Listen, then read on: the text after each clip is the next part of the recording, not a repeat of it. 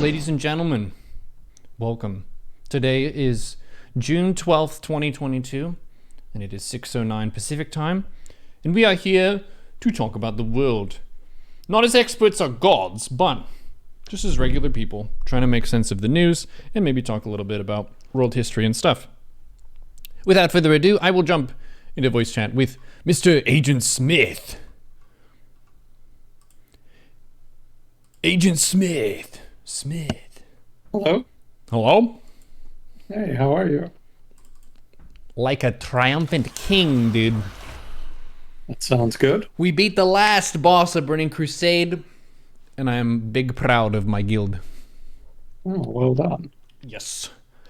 It was like a, I don't know, you could say 30-person operation, because we have 25 people in at a given time, but with all the absences and stuff during progression, we've had backups and stuff come in and help out with a lot of the fights and learning and stuff like that. So really strong crew, super proud. It feels like we beat the game now. That was the last boss in all of Burning Crusade, so I'm super proud. What comes next then? Well, there's going to be Wrath of the Lich King, so they're adding another old classic expansion that's coming back, and most people are keen for that.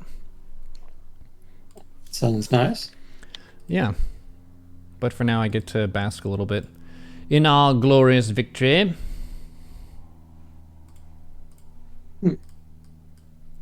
What's going on with you? Oh, just more of the same. I did your walk again today. Yeah. Good job. Thank you.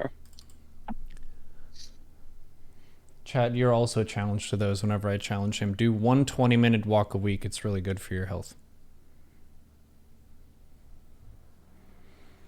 So this week, things are pretty steady as she goes. Otherwise, or aside from our awesome guild boss kill, the main news item thing that has been jumping out at me is the January 6th hearings. I haven't been following it super closely, but I think it's still early on. So what is happening with the hearings? Is it the same thing as justice is being dispensed, or these are just reports and then stuff is going to follow after? Reports. Yeah. There was a big kerfuffle about how the commission that investigated January 6th would be constituted, and there was a bunch of back and forth about whether or not there would be any Republicans on it. Eventually, they were able to include, I think, maybe like one or two. But in general, the GOP was pretty skeptical. So skip ahead, to the present, and we get to the point where they present their findings. They basically finished their study of the event. And so the hearings were basically just them sharing what they found. But of course, the GOP still pretty skeptical. So it's perceived on broad swaths of the right as being highly partisan. So it's not going to have an impact either legally or politically. It's more just something being done more or less for the official record. It could affect the reputations of people involved, but yeah, since it was a rally that was held with one particular group of people, it's not really like they wouldn't see it as an even political issue that everyone needs to talk about. It's specifically investigating the words and actions of people surrounding the January 6th riot. Yeah, but that's all. And I don't think, that the reputations of anybody involved are going to be any more damaged than they already are. Now, I don't know that the findings have really revealed anything we didn't already know or at least suspect. So, yeah, it's more just kind of a formality, basically. Yeah, I caught some of them on the radio. NPR covered it, as did KERA. And I think a number of news channels covered it, but I think some of the conservative outlets pretty much skipped it. So chalk another one up to parallel realities in U.S. politics. Yeah, it's kind of annoying when you can't really get a united front on stuff. It's like you have your subjective interpretation of what happened, and then we have our interpretation of what happened, and we're not going to listen to you, and you're not going to listen to us. I guess that ties into a different question that I have been thinking about was, when did we start having news TV channels that were pretty heavily slanted to one side or another? Was it always that way? That's an interesting question. And the answer is yes and no. It used to be that US television, specifically network television, not cable, but just network television available to everybody, that was subject to some rules that required stations to be partial in their coverage of politics. So they had to be relatively even-handed. You couldn't just appeal to one or the other. You mean impartial? Oh, yeah, sorry. They had to be impartial in their political coverage. So they couldn't just appeal to one or the other political faction in the United States. I forget the specific name of the rule that was in place, but eventually it was changed in the 1980s. And so after that, it became much easier, basically, to be less impartial. So the reason I say yes and no, though, is that even in the era when television was subject to that rule, US media was still quite partisan. You know, television was subject to that rule, but other outlets were not. So, for example, newspapers, magazines, etc., you know, those could be as partisan as they wanted to be, pretty much. And there's a long history of that in the United States. You know, if you go back to what was it, William Randolph Hearst, he was one of the first guys to really turn to run a profitable newspaper by making it sensationalist. And that was like late 19th century, early 20th century. And he had basically a competition, you know, with I think a couple other leading newspapers that was basically just down to who could just excite people into buying the newspaper more. So it was very much a contemporary equivalent of what we would now call clickbait. So that's not something that's new to our era. It's just taken on a new form, you know, that being internet media. But that very much existed back then, and it was just as bad as anything you could see now. They even had sort of an equivalent at the time of sort of your small-time YouTube journalists. You know, you have these people who are independent journalists, and they have like small YouTube channels or Twitters or whatever, and they kind of get money through Patreon. So back in the day, the rough equivalent were journalists that engaged in what was called mudslinging. I forget the technical term that they had at the time. So all of that stuff that we think of as kind of being new and distinct to the internet actually has deep roots that go back, you know, to the late 19th century. And as far as like partisanship in media, the Chicago Tribune was basically Fox News before there was Fox News. You know, that was a newspaper that was run out of Chicago, and that catered to a very explicitly conservative audience, and their editorial line was very conservative as well. And so that's not new. All of that is just very consistent. I mean, the real change has been a change in how media is consumed. Because it used to be that newspapers were a mainstay of media consumption, and now they're kind of on their deathbed almost. You know, people don't really read them much. Maybe they visit some of the websites now and again, but generally it's maybe a couple of big newspapers like the New York Times or some such that have managed to maintain their circulation. But a lot of the smaller papers are kind of dying out. So it's very much a medium that is under threat. A lot of consumption in that media environment has shifted online, and in particular to social media, unfortunately. Social media not being a great source of news, but that's just how the market has changed. And that, more than anything, is what's defined changes in the media environment, rather than changes in how partisan the media environment has been. Because again, that's pretty much been a constant. That's not to say that there hasn't been an increase in partisanship in US politics in general, but I would not really chalk that up to the media. I think the media has contributed to that in so much as media has felt a lot of pressure due to the structural changes in the market. You have to be a little more clickbaity now to make the same amount of money that you were making before. Before there was competition with online outlets. But, even controlling for that, I think the real shift is sort of underlying that. The real shift is a structural shift in political preferences in the United States, which have made people themselves, that have made voters themselves more partisan. And that is partly due to the internet. Just it's easier now for people to spread bullshit, but it's also easier for legitimate ideas to spread more than they could before. And so the US political environment in the United States has become a kind of hyper-evolutionary chamber, where trends and changes that previously would have taken decades now can happen in a much, much shorter time frame, because it just takes much less time for ideas to proliferate through the population. And I think we haven't really adjusted to that change. US politics, political institutions, and society in general just have not had time to adjust to that change and create new norms, new regulations, and new broadly accepted understandings in broader society of how that works and the dynamics thereof. So if we can get to a point where that's dealt with, where we can reach a new equilibria, things will probably be less crazy. But it's just going to take a lot of time until we can get there. And in the meantime, things are just going to be defined by churn, so to speak.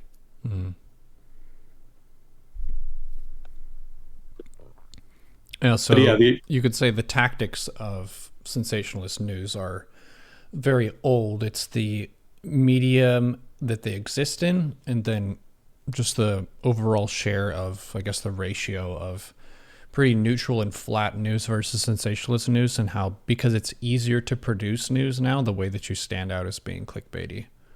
So it's incentivizing us to politicize stuff more because it makes it more dank, to use an internet kid term.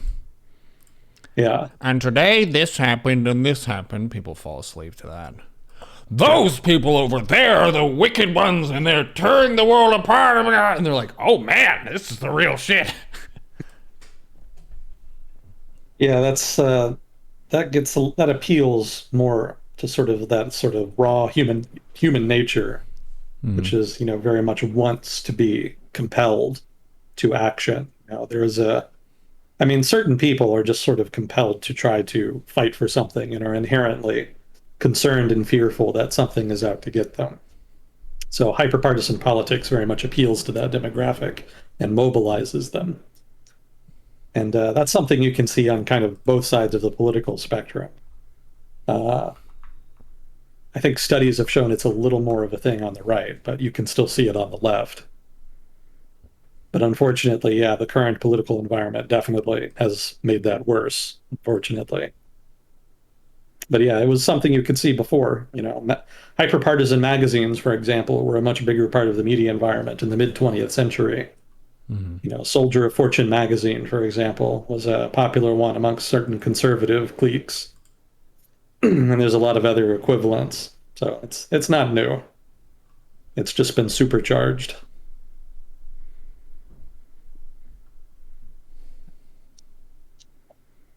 Well, I hope that we can simmer down with it eventually. Well, I think we will eventually, but the real question is, do people want to simmer down?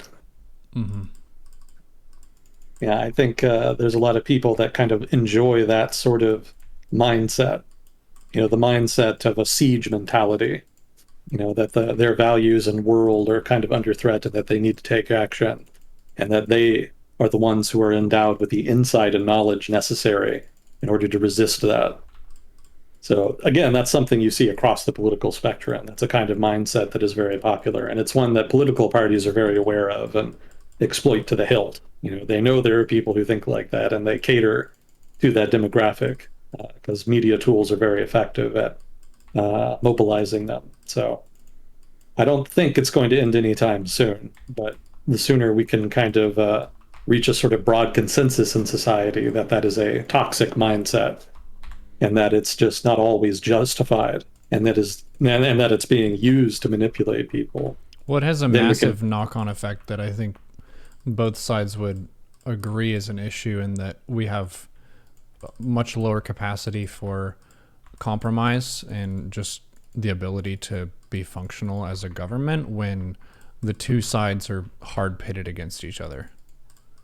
There should be a lot more situations where when you see both sides compromise, we agree that that's a good thing because we can actually get some plan pushed forward. Like you'll have long stretches of time where nobody can push anything through because it's just party loyalty. You better not vote with that one. It's not about the reasons of the vote or what actually is the content of a bill or something. It's, are you voting along your party lines? And then they can't get anything done, and then we're upset with our government because they're not getting enough done. But it's kind of all connected, where if we're being polarized, then the people we vote for are also incentivized to be really polarized in how they view the world. And then we are stuck. Yeah. Yeah. Party discipline is a lot more strict than it used to be. That's been one of the sort of weirder niche changes that have happened in US politics. It used to be that the parties were weaker. And US parties are still weaker than, say, European equivalents, which is something I don't feel like a lot of Europeans fully understand about US political parties. But they have gotten stronger to the point where they can do what's called whipping, within the context of US politics. Each party will have a whip in Congress or the Senate who's responsible for trying to pressure people into voting a certain way. And it used to be that the whip was only mildly effective, but it's become more so as threats have become more credible. The idea of the central party authority running a primary challenger in order to try to get somebody out of office, that's a credible threat now. That's something that the parties have tried to do and have successfully done on a couple of occasions. And so that's given them a little more leverage vis-a-vis members that wasn't really there before.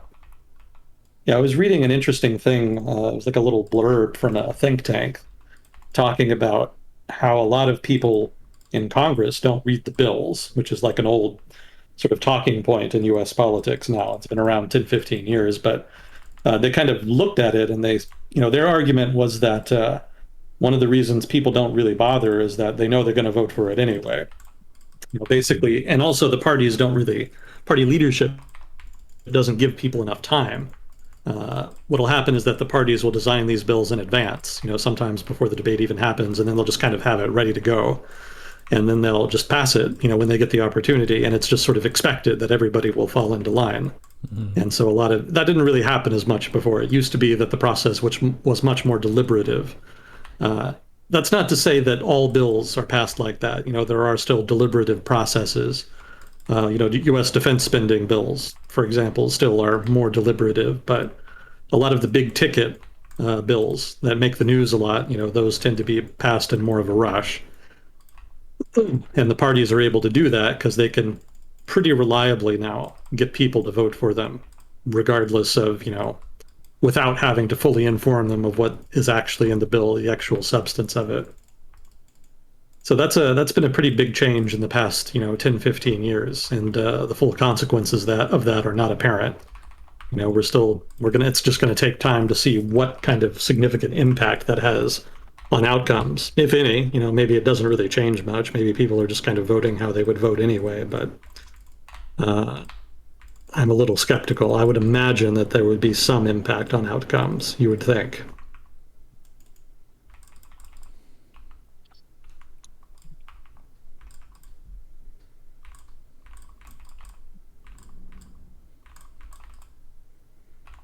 Yeah, European parties are built a little different. They tend to be more centralized. They have a central leadership that actually kind of runs the party like an actual organization rather than an American party, which at the national level are run more like coalitions. It's basically almost like a association rather than any kind of centralized organization. Generally, if you want to see centralized organizations in US politics, you're getting things like NGOs. Those are more common, or local community organizations. But those roles in Europe are generally actually filled directly by this, that, or the other political party.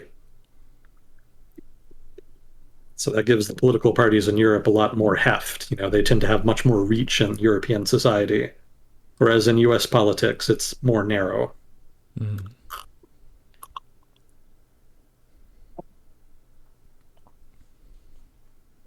US politics has, I would argue, more coalition building outside of politics because there's a lot of political associations, NGOs, what have you, that can mobilize votes. And so politicians try to get endorsements from them. And so that process is a kind of process, a de facto process of coalition building.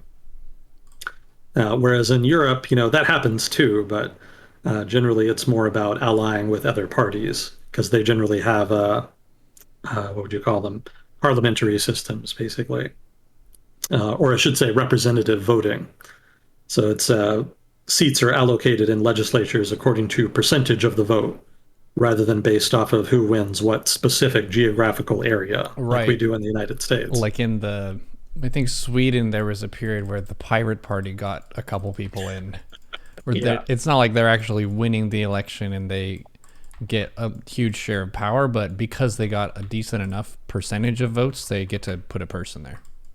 Yeah. Yeah, small parties are able to kind of make some headway in that sense. Because even if they're just getting a few percentage points, of the vote, that can be enough to get in, depending on how the electoral laws are written. Mm-hmm. So you can get the Pirate Party. Greens have gotten representation that way, which they wouldn't have got otherwise, probably. Mm-hmm. Liberal Democrats, which are different than they're different in Europe than what Americans probably think they are. Liberal Democrats in Europe are more like libertarians here in the United States.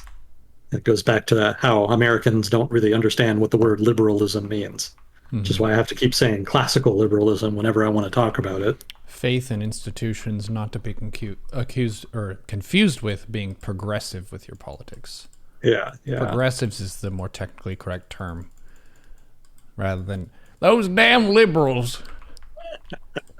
Oh, those people who put faith in institutions to do their job. Yeah. Yeah, that's just a weird American thing. It's just sort of a result of how U.S. politics evolved over time. It's also partly because pretty much everybody in U.S. politics is liberal, which is not really the case in most other places. Most other places actually do have some radical politics and parties that have more heft. And so there is a pretty clear distinction between liberal parties and illiberal parties, or even explicitly authoritarian parties in some case.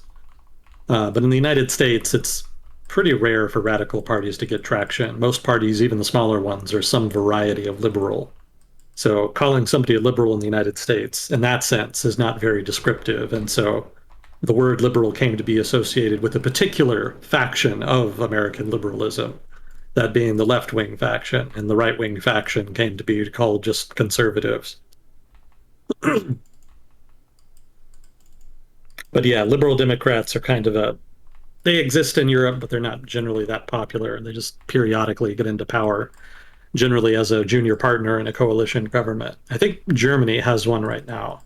I think Germany's current governing coalition is the SPD, which is the center-left party, in coalition with the Greens, in coalition with the Free Democrats. I don't remember the specific party's name, but basically they're a kind of pro-free market, pro-business, pro-individual rights type party.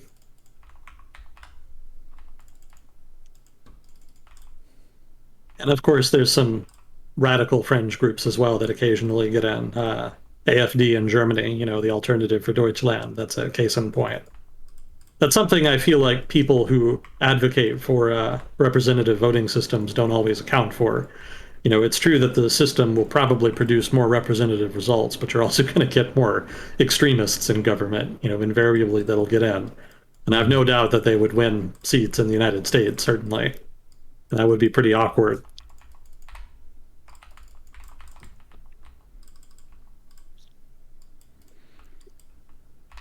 Yeah, any given system is going to have its upsides and downsides for sure. Yeah, trade-offs. I think representative voting systems make more sense for urban areas, because in urban areas, there's so much diversity in political preferences, and those preferences are not really spatial in nature. It's not like one specific part of the city votes one way and another one votes another way.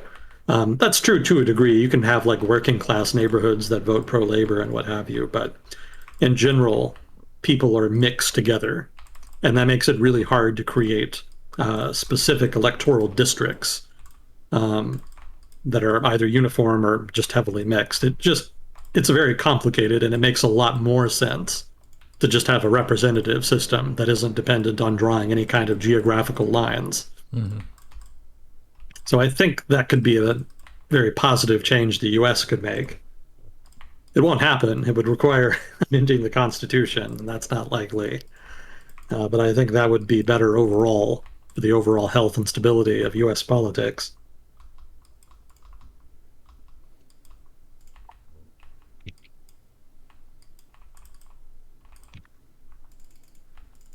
Is there anything else catching your eye? Not that's jumping out at me for this week.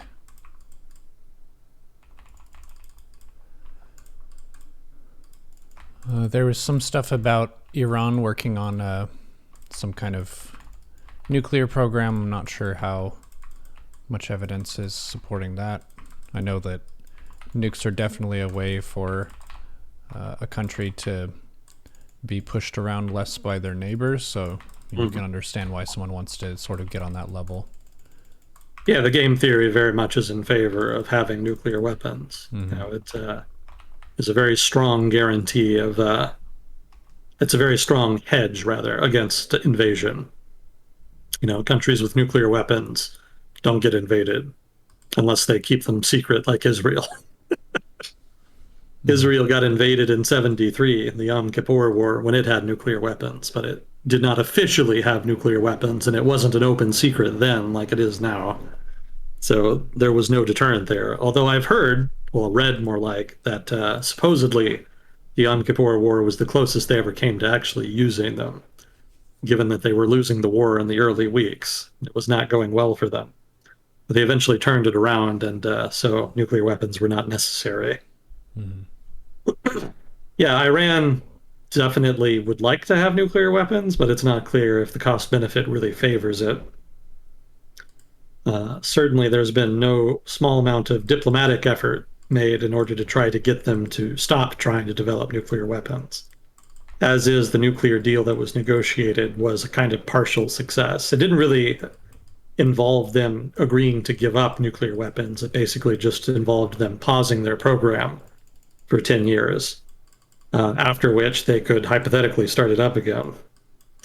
So it was kind of a compromise agreement in the grand scheme of things. It was probably the best that could have been agreed in the circumstances, but still not as good as an agreement that would have involved them officially abandoning the program. Of course, the Trump administration came in and left the deal, and so that kind of put it on the rocks, and there was a lot of weirdness involved between Iran and the other powers that had been involved in the original agreement. You know, most other powers, I think all of the other powers involved in the original nuclear agreements, tried to maintain the deal and tried to continue observing its tenets. But that's just kind of hard to do while the United States is on the outside trying to make trouble, basically, for all of the other countries that didn't also leave the agreement like they did. Mm-hmm.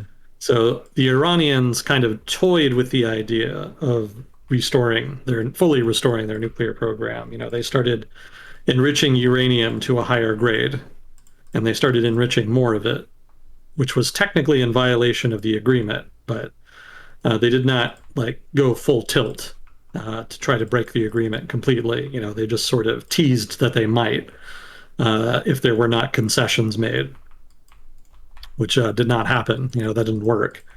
And so briefly, they tried to violently coerce the United States into giving concessions that involved a couple attacks on tankers and some targets in the Gulf, specifically in the Gulf monarchies. But that famously pretty much ended with the assassination of Omar Soleimani, you know, the famous head of Iran's Quds Force. And they kind of curtailed that activity pretty quickly after that. But there was still some minor escalations here and there. And certainly they did not fully revert to the Iran nuclear deal's tenets, which involved not enriching uranium past, I think, something like 5% or something. And they had to keep the quantity that they enriched below a certain amount. So they never really fully returned to that. There was some hope that the Biden administration would be able to reach a deal with the Rouhani administration Rouhani had been a kind of peacenik within the context of Iranian politics. He was still pretty conservative. The regime doesn't really allow people who are really big reformers to run for office, let alone win. But among the choices that were available, Rouhani was the most reformist available, so he won. And it was hoped that as a relatively reformist candidate, well, relatively reformist president, that there would be room for a deal with the Biden administration that could see a return of the U.S. to the nuclear deal and a return of Iran to the tenets of the original deal. And there was some progress, but there was another presidential election in Iran, and a hardliner won. And pretty much since then, there hasn't really been substantive progress in the talks. There's been some headlines that they were this, that, or the other amount of days away from a deal, that that they're this close. But I've noticed that they seem to be asymptotically approaching the conclusion of that deal. I've been hearing that the deal was almost done for much of the past year, so I'm a little skeptical at this point. Supposedly, they've reached an agreement on some of the thorniest issues. One of the problems that the Iranians had is that they wanted a guarantee that the United States would not renege on the agreement again, like it did under the Trump administration. And so the Biden administration had to agree that if the U.S. left the deal again, that Iran would be able to break the deal and develop nuclear weapons basically free and clear. Mm-hmm. That's not in the agreement per se, but that is basically what it amounts to. They'll be able to develop enriched uranium without penalty if the United States leaves the agreement again. So that was the quid pro quo in order to get the Iranians back into the deal and to get the United States back into the deal. So that was a big hitch. They dealt with that. But the new problem that's been, I think, the principal hangup has been that the Iranian government started asking the United States to remove the Iranian Revolutionary Guard Corps from the U.S. State Department's list of terrorists. And, terrorist groups, I should say. And, being on that list causes problems for you. It makes it really difficult to do business overseas. You can't really raise money. It's just, it creates a lot of economic barriers for an institution. And the IRGC is a sort of it's a branch of the government. It's an extension of the government. So the government argues that if relations are to be normalized, then relations with the IRGC also have to be normalized, which means removing them from the list. Now, the United States has been very reluctant to do that because the IRGC has been, involved in terrorism. So it kind of there is grounds for the group to be on the list. It is unusual for an institution of a foreign government to be on the list. Normally, terrorist groups are non-government entities. So it's a weird for that reason for the IRGC to be on there, but they have engaged in terrorism and supported terrorist groups, so it's not entirely without reason. And the United States doesn't really want to remove them from the list for that reason. I'm sure the United States has been asking for some kind of guarantee of some kind that the IRGC will refrain from engaging in the support of this, that, or the other terrorist or rebel group in other countries, like, for example, Syria or Lebanon in particular. But I doubt the Iranian government is going to be willing to do that, because projecting force in those countries is one of the main ways that it maintains that sphere of influence that they have there. So I don't think there's any agreement on the horizon as far as that goes, unless they want to surprise me. More than welcome to, but I doubt it. I kind of get the impression the Iranian government is kind of stringing the United States along at this point in order to prolong the negotiations as long as possible. The advantage that they get out of that is that, if the United States is in negotiations, they're less likely to do something dramatic, like apply further sanctions or engage in some kind of military activity. So long as the United States thinks that there's a deal possible, it kind of refrains from using its full toolkit in its foreign policy against Iran. And the Iranian government would prefer that rather than a no-deal situation where the talks basically fail, and then the United States is kind of free and clear to do whatever it wants, which is probably not going to be great, for the Iranian government and its interest in the Middle East.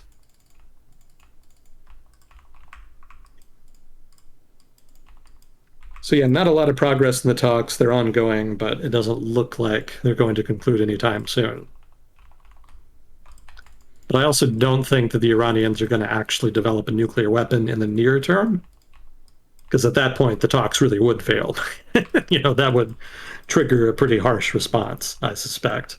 And they're already kind of hurting from 10 plus years of economic sanctions. So I don't think that's going to be in the cards. That's not to say they won't tease it.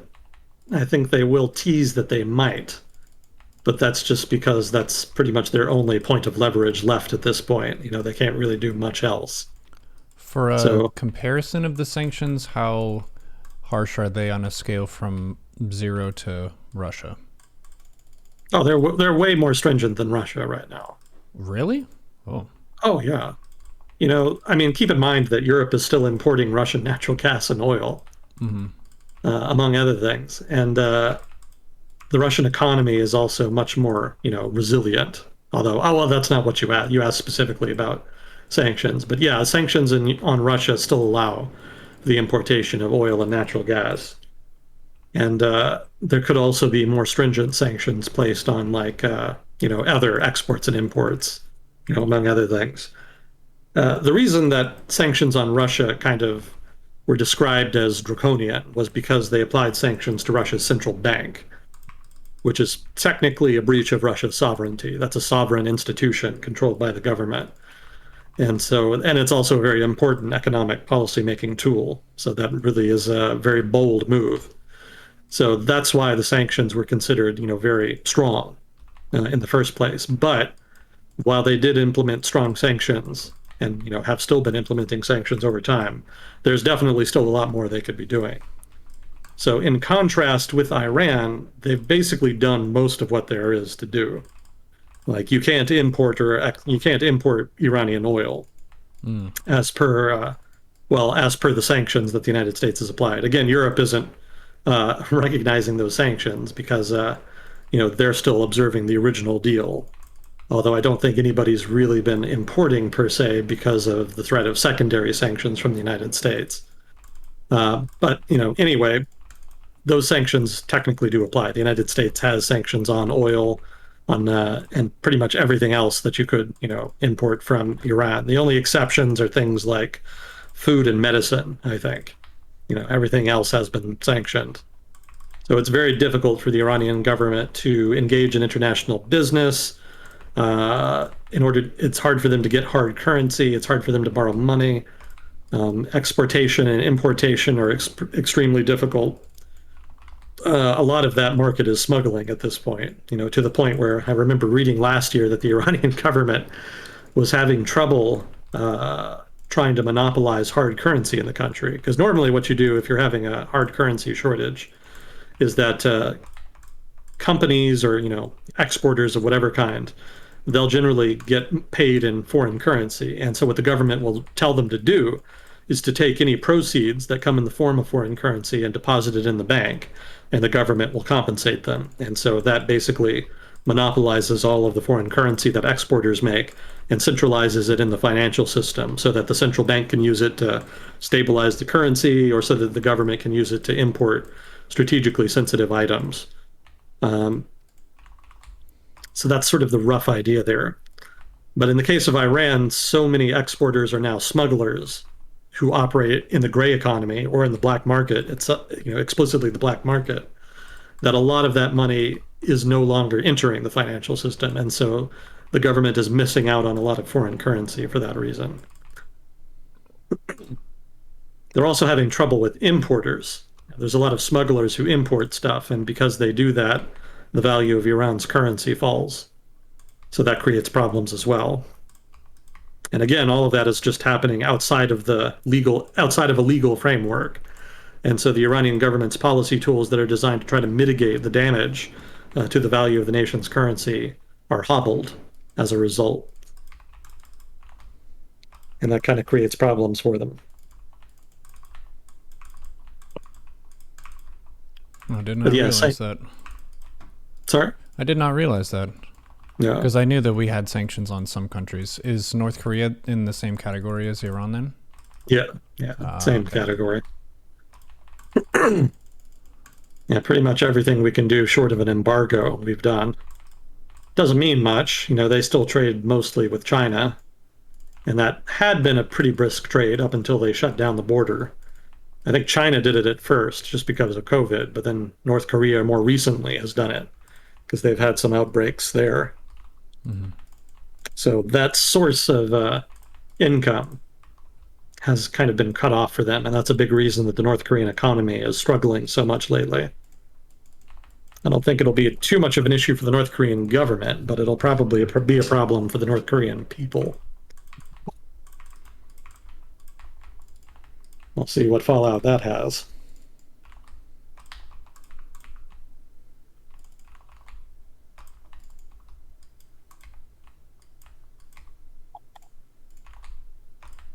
I guess I didn't have too much specifically ready for today. We can always go on a tangent somewhere.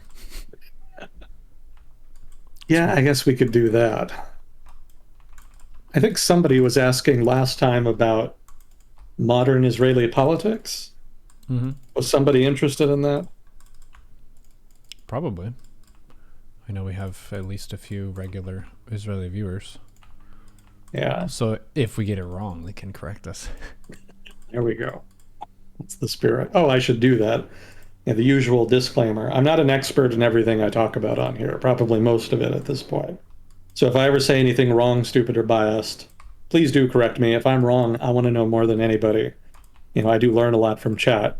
When I go back and read it. I don't read chat while we do this, but I will read it later. And, I enjoy kind of getting feedback and learning from people. So participation is encouraged in that regard.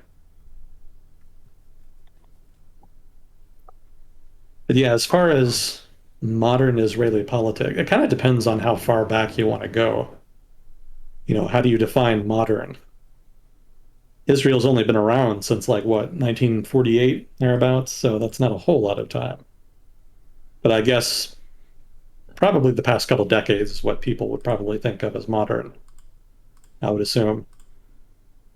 But to give a brief recap of the pre-modern, so to speak, Israeli politics, it was very much center-left in nature, if not socialist. The famous kibbutzes of Israel were sort of exemplified, the style and politics, the style of Israeli society and politics that existed at that time. If you don't know what a kibbutz is, it's basically a rural commune. And a lot of Israeli agriculture kind of stemmed from that. That was very much a big part of Israeli agriculture and the Israeli economy up until maybe just 20, 30 years ago. And so the politics were of that style. They were more socialist, more interventionist, provided more supports, etc. And then kind of in the 1980s, things started to change. Part of that change was the economy improved. For a long time, the Israeli economy was kind of meh. It was not really quite middle income, I don't think. It was a bit less than that for several decades after independence. And then in the 1980s, there was a bunch of reforms that were implemented, and it really took off. I remember one of the things they did is that the government started up this entrepreneur program. Basically, the government agreed to help provide seed money for entrepreneurs to start businesses.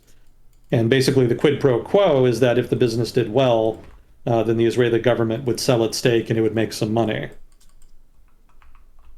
And that program, I don't think it quite paid for itself, but it was very successful in helping to inculcate a small business environment in Israel and helped supercharge that economic ascendancy that happened in the 1980s. So that helped kind of shift things a little bit in Israel, politically speaking. Kind of that marked part of the shift away itself from center-left politics towards more of a sort of laissez-faire, pro-market style of politics. But it also helped kind of shift politics in and of itself by creating constituencies that were themselves, more pro-business and pro-market. I don't know that the wars would have shifted things much, but certainly the emergence of, specifically the war I'm thinking of is the 1967 Six-Day War.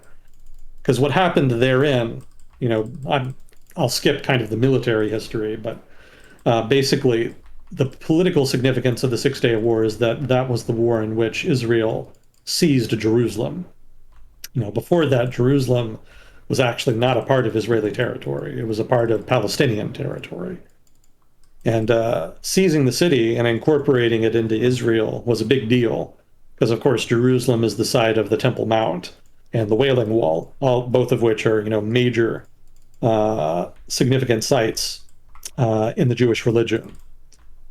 And, it wasn't necessarily too big a deal at first, but it helped kind of catalyze a far-right religious faction in Israeli politics that hadn't really been there before. It had been there, but it really grew after 67. And by the 1980s, that had really started to emerge as a political force. These are the famous, basically the settlers. Orthodox Jews to a degree, yes, but the settlers in particular also kind of drove that rightward shift. I guess I should mention seizing the Temple Mount in Jerusalem helped catalyze that sort of far-right religious politics, but also seizing Palestinian territory and building the settlements created a constituency of settlers who were, of course, very conservative, very nationalistic. And so that group also was small at first, but then grew over time. And so that's emerged over time as a significant political group. So between seizing Jerusalem and starting up the settlements in occupied Palestinian territory, those two factors also drove some of the rightward shift in Israeli politics over the past couple decades. So free market reforms, settlers, Jerusalem, and also the collapse of the Soviet Union, which sounds weird. You wouldn't think it would have anything to do with Israeli politics, but it actually had a big impact. Specifically, what happened is that suddenly a lot of Jews in the former Soviet Union found it very easy to travel to Israel. It had been much harder before. There had even been a brief wave of Soviet Jews migrating to Israel in the 1970s, but that only happened as a result of pressure from the West. There was a number of Jews in the Soviet Union that had complained of discrimination. They wanted to leave. The government wasn't letting them, and that happened to coincide with, I think it was the Helsinki Accords, which was a set of accords that occurred in the 70s that were trying to reach a kind of international agreement on human rights. And of course, the Soviets didn't want to participate, but they also didn't want to not participate because obviously that would make them an easy target for criticism. So one of the ways that they tried to show that they did believe in, humanitarianism and treating people well and recognizing people's rights was by allowing some of these Jews to migrate. Now, it wasn't all of the ones that wanted to migrate, but a lot of them were able to leave. And so that kind of illustrated that there was unmet demand there for migration. And when the Soviet Union finally collapsed, those barriers dissolved. And so a whole bunch of people then migrated. And those people then comprised a new constituency in Israeli politics, these people who are Jews from the former Soviet Union. And they don't tend to be very religious, but they do tend to be pretty hardcore nationalists. And the issue isn't necessarily, the catalyst for that is not necessarily pride in Israel per se. Rather, the issue is that people who came from the Soviet Union tended to be very cynical and realist in their outlook on the world and politics. The Soviet politics kind of had that effect on everybody, but obviously the people who came from the Soviet Union took that with them into Israel. And so the result is that more nationalist parties that had a harder line on security issues received more support over time. So all of those different factors kind of together pushed Israeli politics to the right. And it's not something that happened overnight. Like in the 90s, there was almost a peace agreement there was a peace agreement between the Israelis and the Palestinians. And that was, I think, negotiated by Prime Minister Rabin, I think his name was. And he was sort of the last big center-left leader in Israeli politics. He, of course, was assassinated by, I think, a radical Jewish guy. I think it was like a rattler settler dude of some kind. I don't remember exactly, but it was actually not a Palestinian who killed him. And kind of that itself sort of is a microcosm of this shift happening that I'm talking about. after that, most governments in Israel were more center-right, especially those led by Netanyahu. He actually led Israel in the 90s for a while. Try to sing Prime Minister Rabin. There we go, Rabin. Yeah, thank you. I'm not very good at pronunciation. It's always my downfall. So yeah, in the 90s, there was still some center-left politics. The center-left pro-labor party was still a significant player. But in the aughts, they started losing ground. And that's when you start seeing the trends that I was talking about kind of really gain traction in Israeli politics and start shifting the weight of Israeli politics towards the right. And another big event that happened that especially influenced politics in the past, 10 to 15 years, was the evacuation of the Gaza Strip, which used to have Israeli settlements on it, just like the West Bank does. And that was something done by Ariel Sharon, who was prime minister at the time. He actually himself was right-wing. He was generally a hardliner, but he also didn't think that the settlements were sustainable in the long run. And he decided to kind of go against his constituents by evacuating settlements. And he started in the Gaza Strip, and supposedly he wanted to do that in the West Bank as well. But he didn't end up being able to do that because he suffered one of the worst time strokes in the history of politics. If he hadn't had a stroke that put him in a coma permanently, maybe things would have been different. But it was only the Gaza Strip that saw the settlements withdrawn. And that was hugely controversial. Lots of settlers lost their homes and were put in temporary housing. And, the government did not always treat them particularly well. They were not always able to find a new living situation that was as good as the one that they had in the settlements. So there was a lot of consternation over that. But the bigger problem is that the Gaza Strip subsequently came under control of a terrorist group called Hamas. And that was actually the result of a free election. They won the popular vote. And it wasn't so much a vote, for terrorism against Israel. It was more a vote against Fatah. Fatah is sort of the established political party in the Palestinian territories.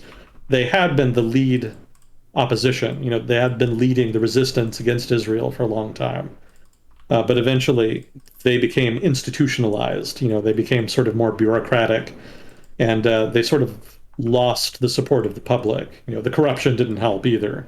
The public sense of Fatah became one that it was more an institution interested in negotiations for the sake of negotiations rather than an institution that propagated any kind of real progress. And so Hamas became the lead protest vote, basically.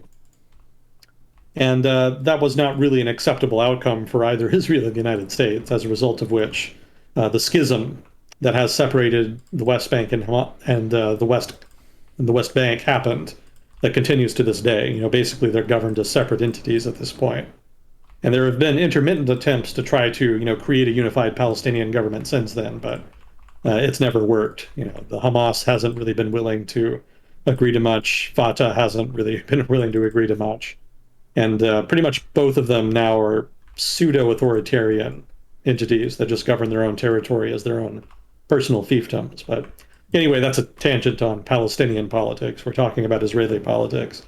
Hamas took control of the West Bank, and Hamas also instigated, some terrorist attacks on Israel, specifically rockets.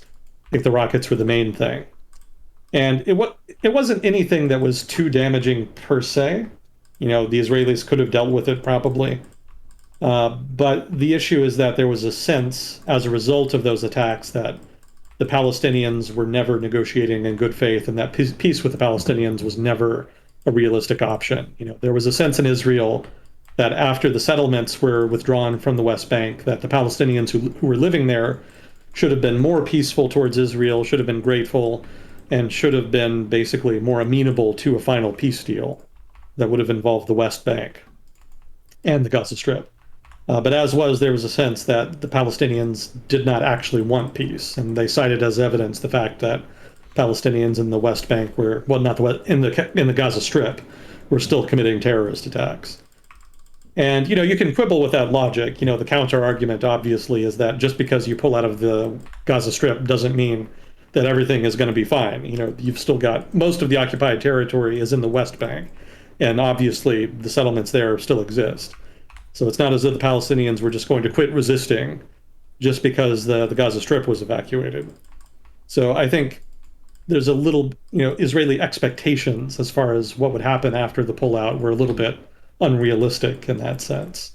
But regardless of how unrealistic they were, people became very cynical and jaded about the Palestinian issue. There had been a sense in the 90s and early aughts that peace was possible and that it was just difficult and would require negotiations and difficult concessions. But in the late aughts and into the 2010s and up till now, that shifted. People are much more pessimistic now about the prospects for peace. And so that's itself has fed into that rightward shift in Israeli politics. Before people were shifting towards a more conservative view, but still believed in peace. Now, not so much. And that's made Israeli politics much, much more hawkish. Even the new government that took power recently, that replaced the Netanyahu government, that government is more reformist. It includes, Palestinian parties, a variety of different groups. But the only thing that they have in common is that they didn't want Netanyahu in power. That's it. Beyond that, they can't agree on anything.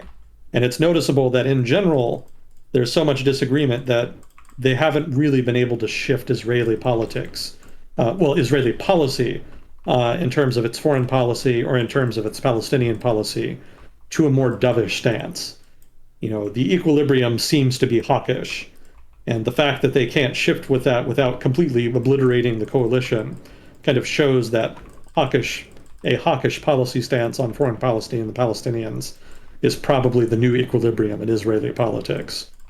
And that kind of just, again, kind of shows just how much to the right Israeli politics has shifted over the past couple decades. And then for a refresh on Netanyahu, he was outed and he's disliked because of corruption and stuff. And he also just had a lot of power for a long time. Yeah, corruption allegations. Yeah, he was prime minister for like 10 years, something like that. Well, that's not even counting. He was prime minister in the 90s for a bit, for a couple of years, and then he lost in an election. And then he came back and won election some years later. And then he was just in power for a long time, 10 some years. And then they were finally able to get him out, but only after like a protracted 3-year struggle. We talked about it while it was happening. Israel kept having elections and then having to hold new elections because no government could be formed. And according to the Israeli constitution, if no government can be formed that has a majority, then you just have to have a new election. And Netanyahu did not want to give up power, and so he kept basically engineering, engaging in whatever he had to do in order to prevent a majority government from being formed that excluded him. And he also took advantage of, the pandemic that obviously resulted in a temporary government, a temporary unity government between the opposition and Netanyahu to deal with the crisis. And so that also extended his rule a bit. But eventually, he just ran out of road, and a new majority government was agreed. It has a paper-thin majority. It has a one-seat majority. It almost imploded because there was one Palestinian rep that announced that she was going to leave the coalition. And she did that in response to the killing of that that Arab journalist.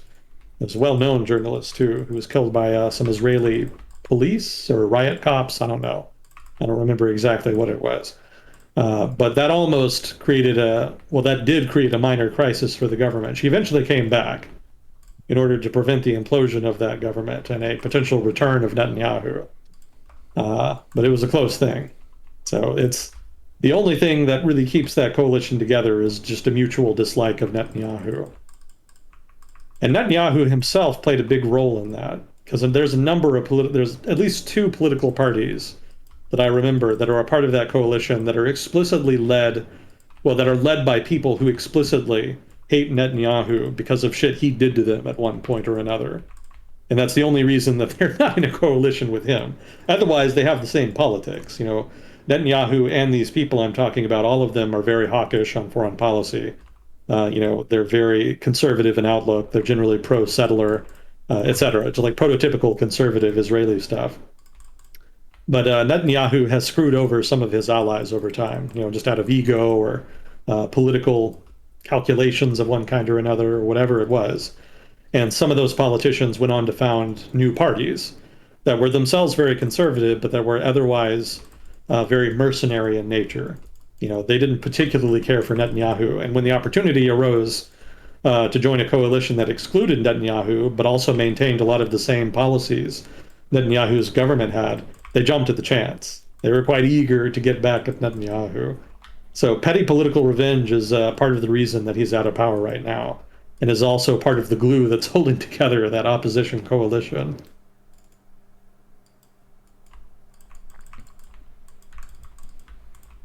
Yeah, so I guess in general, if I had to describe Israeli politics and how it's changed over the past 30 years in just one sentence, I would say that it's been defined by a rightward shift. Mm-hmm. And again, that's the result of all of those different changes that I've mentioned. The collapse of the Soviet Union and the influx of Jews from the former Soviet Union, the rise of the settlers as a significant constituency, the catalyzing effect of the seizure of Jerusalem had, free market reforms in the 80s, and then, of course, the evacuation of the Gaza Strip. I think all of those have contributed pretty significantly to that rightward shift. To give you another idea of how much to the right, Israeli politics has come, the center-left political party, which had been like one of the dominant parties in Israeli politics for decades, basically at this point is just a marginal party. It only has like a couple seats. It's been all but expelled from Israeli politics. It's not really a major player anymore at all.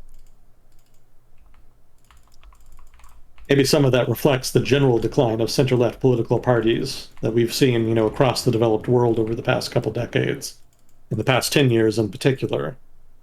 But in Israel's case, it hasn't really seen any significant reversals, Like in Germany, the SPD is in power again, so they've been able to recover. They've been able to make adjustments as necessary. And there's other sort of center-left parties that have come back. The Democrats in the United States maybe are a good example.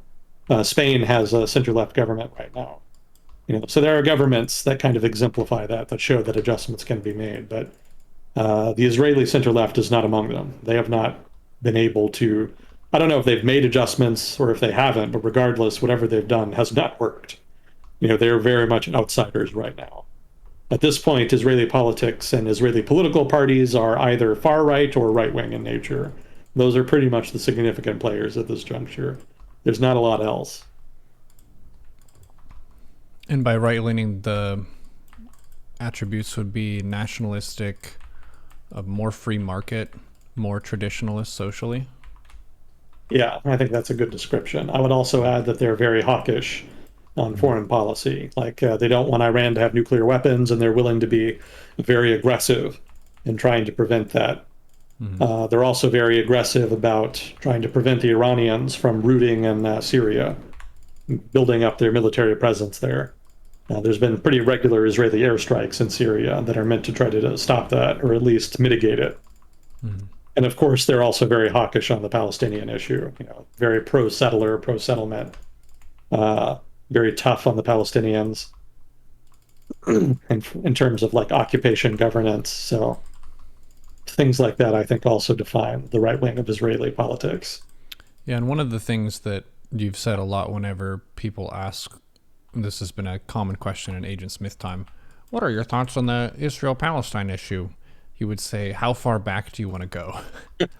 Because the nation of Israel is relatively new, historically speaking, but the long-standing ethnic and religious tensions in the region are not new. Those have been around for a very long time.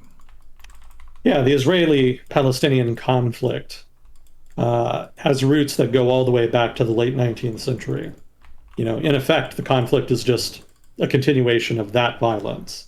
It's not new. It's just an ongoing tribal conflict between two groups that are living in close proximity. I almost want to call them ethnic groups, but actually they're pretty similar ethnically. It's more, well, historically they've been similar ethnically. There's been more diversity more recently, but historically the Jews and Muslims in Palestine, or in the Levant, let's say, have been pretty similar ethnically. Mm-hmm. So it's really more religious sectarianism that defines the conflict, or at least that's how it originally evolved. That was the original genesis. Yeah, obviously there was the famous Balfour Agreement. That was when the British promised to allow Jews to settle in Palestine in exchange for support, basically, in World War One.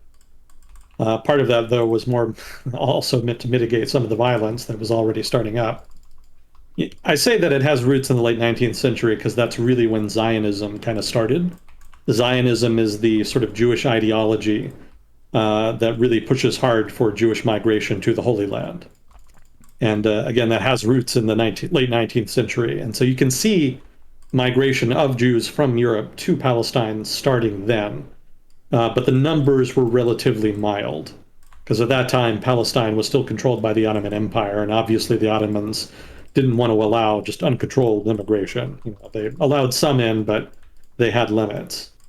After World War One, though, the Ottomans lost control of the territory to the British.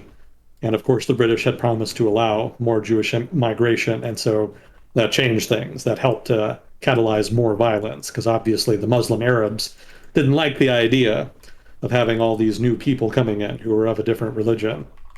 And of course, the Jews themselves pushed pretty hard to expand the territory they controlled. They did so peaceably at first, but as violence escalated, I think there were instances of land basically being forcibly seized by one side or the other. And the British grew pretty tired of that bullshit pretty quickly. It just became a running sore for them. Jews and Muslims fighting in the Levant became such a regular fixture of the British presence in the Middle East that people, kind of like people now almost, just got tired of hearing about it. It was just so expected and so normalized. And I think the British relished the opportunity to grant independence after World War II, because at that point they could just wash their hands of the whole problem. Yeah, terrorists on both sides of that conflict started targeting, British administrators, British soldiers, and whatnot. So it's not as though administering that territory was conflict-free for the British, even as strong as the British Empire was in the early 20th century. Even they couldn't resolve the conflict. The best they could do was try to use force in order to try to suppress the violence, but even then, it just kept going. So in 1948, well, after World War II, they were planning on granting independence, but it wasn't clear if they would partition the territory into a Jewish territory and a Muslim territory, or if they would just grant independence to the whole enchilada, so to speak. I think it was technically Transjordan at that time, and it included the territories of Palestine and Jordan. So that could have been a whole country, but there was a big controversial vote at the UN, and it kind of came down to the United States. Like, what did we want to do? Did we want to support the creation of Israel, or did we want to aver on that in order to avoid alienating broad swaths of the Arab world, which at that point was increasingly independent? And there was a concern that if the United States pissed them off, then we might lose them to the Soviet Union. People were already kind of thinking in terms of competition with the Soviets and communism and whatnot. And it was a close call, but ultimately they came down on the side of Israel. I think part of that was just humanitarianism. After the Holocaust, there was a lot of people who were very sympathetic to the Jews, obviously. And I think that played part of the logic. That was part of the logic behind the vote there for the United States. But regardless, Israeli independence did not end Arab-Israeli violence, obviously. That internationalized it, which is what partitioning countries generally does. The same thing happened with India and Pakistan. They were hoping that partition would create two separate states for the two faiths because they would be too violent with each other if they were part of the same country. But instead, they just kept being violent with each other, only now the violence was in the form of international wars. So it didn't work, and it didn't work in Israel either. There was a war immediately. Immediately, pretty much every Arab state declared war on Israel upon its independence, and so there was immediately a war in 1948. It did not go well for the Arabs, mostly because they weren't really trying very hard. They did not treat that like a major war. The Palestinians did, but everybody else just sort of sent token forces and just failed utterly to coordinate with each other. as a result of which the Israelis were able to win.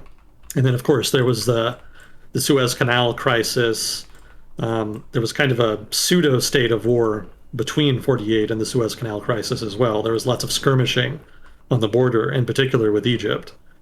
And then, of course, there was the Six-Day War in 67, the Yom Kippur War 73, the intervention in Lebanon, which lasted like 15, 20 years, however long. So it's never really stopped. It's just one continual. The conflict is basically just one long continual conflict that has its origins in that original communal violence that started up in the late 19th century. The fact that one side is significantly more powerful now doesn't change that fact.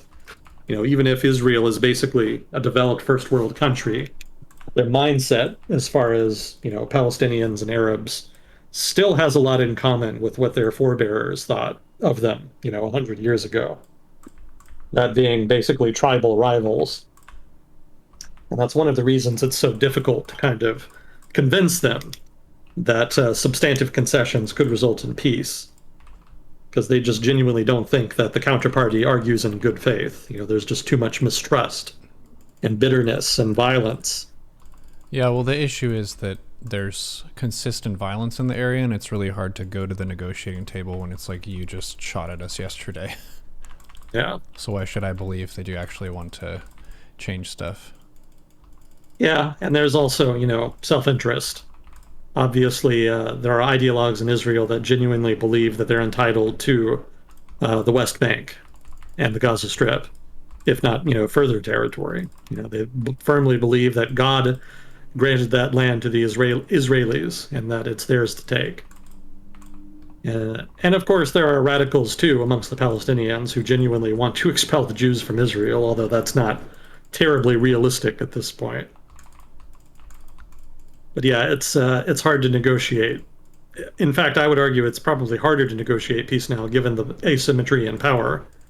The Israelis before were more equal in power to the Palestinians, to the point where the Palestinians did have some deterrence there in terms of their power, but not so much anymore. The Israelis could hypothetically sit on them forever at this point, and it would probably be feasible on their part. So that doesn't really engender a lot of sense amongst the Israelis, especially the more hawkish ones, that negotiations are a necessity or even desirable. If you think the other guy is going to try to kill you no matter what, and if you don't really want to give up any significant concessions, then why bother in the first place? Why entertain the pretense of peace talks at all? You might as well just continue to occupy Palestine and incrementally take land over time.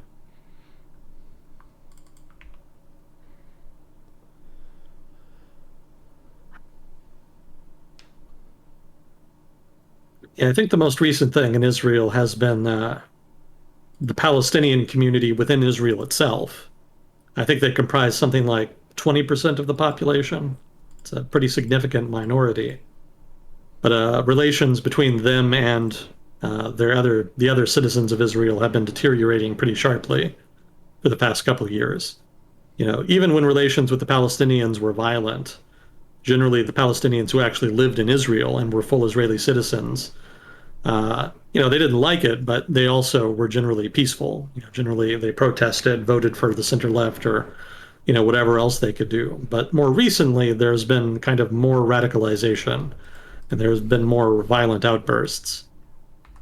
I think the most recent one was during that rocket war with Hamas, which was a year or two ago, which was a pretty routine conflict as far as Arab-Israeli conflict goes. But I think the most notable thing to come out of it is that there was some rioting done by the Arab population in Israel. So that kind of bodes ill well for stability within the country. If the same tenor that defines Palestinian-Israeli relations comes to define relations between Arabs and Jews within Israel itself. So that's definitely something I'm keeping an eye on.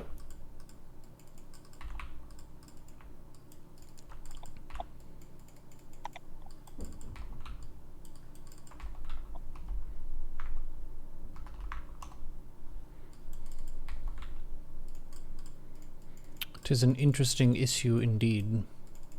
There are various countries around the world too that have more or less thrown in their lot, or at least lean support toward one side or the other. I think a lot of Western countries, the US being a prime example, are heavily supporting Israel. And then certain countries like Ireland is one that comes to mind, where they often try to bring up the Israel-Palestine issue and try to back up Palestine a bit more. I haven't heard about Ireland specifically. If I had to name Palestine's principal backers, I would say it's more something like Iran. Although the support they give is more to Hamas in the Gaza Strip, more so than to the Palestinian Authority in the West Bank. But yeah, Iran definitely tries to gain legitimacy in the region by trying to make itself be seen as being a big supporter of Palestinians. Yeah, it used to be that Arab states in the region also kind of supported the Palestinians, but the issue has kind of lost traction to a degree. There's been much more of a focus on Iran over the past 10 years. So that's shifted some of the focus amongst Arab states away from the Palestinians. Yeah, there's a lot more interest in cooperating against the common foe, that being Iran, to the point that a lot of Arab states have basically normalized relations with Israel, which was pretty much unthinkable, even just a few years ago. And they've been doing that in order to try to build that broader anti-Iranian coalition in the region. So the Palestinians have definitely lost out on account of that. The sort of quid pro quo is that they'll have Israeli support against Iran, but in exchange, they're not really going to complain much about the Palestinian issue. That's not necessarily a big concession either. Arab states make a big deal historically of the Palestinians and their plight, but really most Arab states don't actually care that much. They could have always done a lot more, but they never did, because for them it was more of a symbolic issue. It was more something that they just brought up occasionally when they wanted to try to build legitimacy amongst their citizens. But in terms of like tangible foreign policy action to try to deal with the crisis and to try to help the Palestinians, they never really did a whole lot.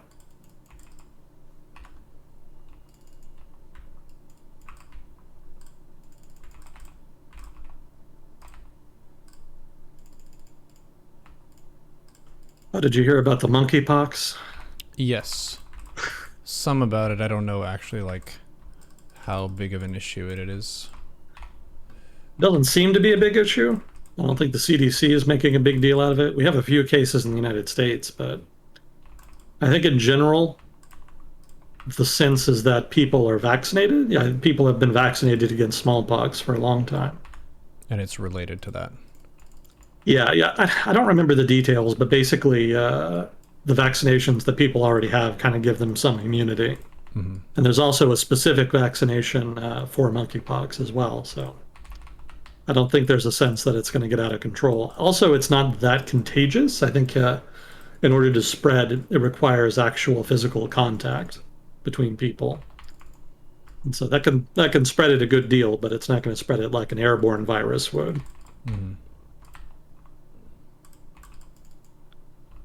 So it's not too big a deal, but it's just one more thing to kind of keep an eye on.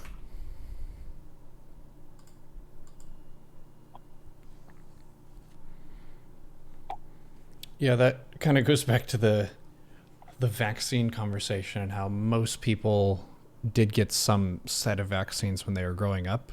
I heard there was a celebrity case, Justin Bieber, I think, got some nerve issue. I forget the name of it, but it was something that's related to the virus that you have from chickenpox. So I don't know if he maybe wasn't vaccinated against that one. I know that not everyone got a chickenpox vaccine. I remember getting that growing up. That's like a not really coming of age because you're like 4, but there's a time when you're a kid and you find yourself in a bathtub with like bumps all over you. And they're trying to help you get better and stuff, but once you get over it, I think you have some immunity to it until you can get shingles later on. That sounds uncomfortable. Yeah. Ramsay Hunt syndrome is what chat is saying. Um, yeah, I briefly heard something about it on the radio the other day. Mm-hmm. Yeah, he's been having to cancel some of his concerts as a result. Mm-hmm. Well, here's hoping he can recover so that he can continue to titillate his audience. Yeah, there were a lot of people just saying supportive stuff of, I'm not a fan of his music, but damn, that sucks. Hope it gets better. And I think that general human goodwill is important. And also, there are people who get ill from various things who are not super celebrities, and we can also express our hope for them to get better as well. Best of health to everybody listening. Mm-hmm. He got it from the vaccine or the virus. It would have been the virus because typically people are getting a chickenpox vaccine when they're babies or small kids, I think.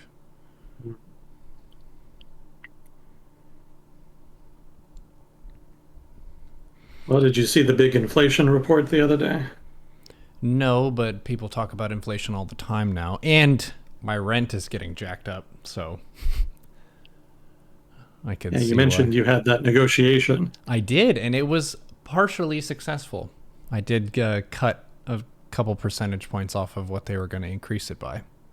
Shout out to my parents for telling me to pull my hair back and wear a button-up shirt for that conversation, just to show a little bit of extra effort there.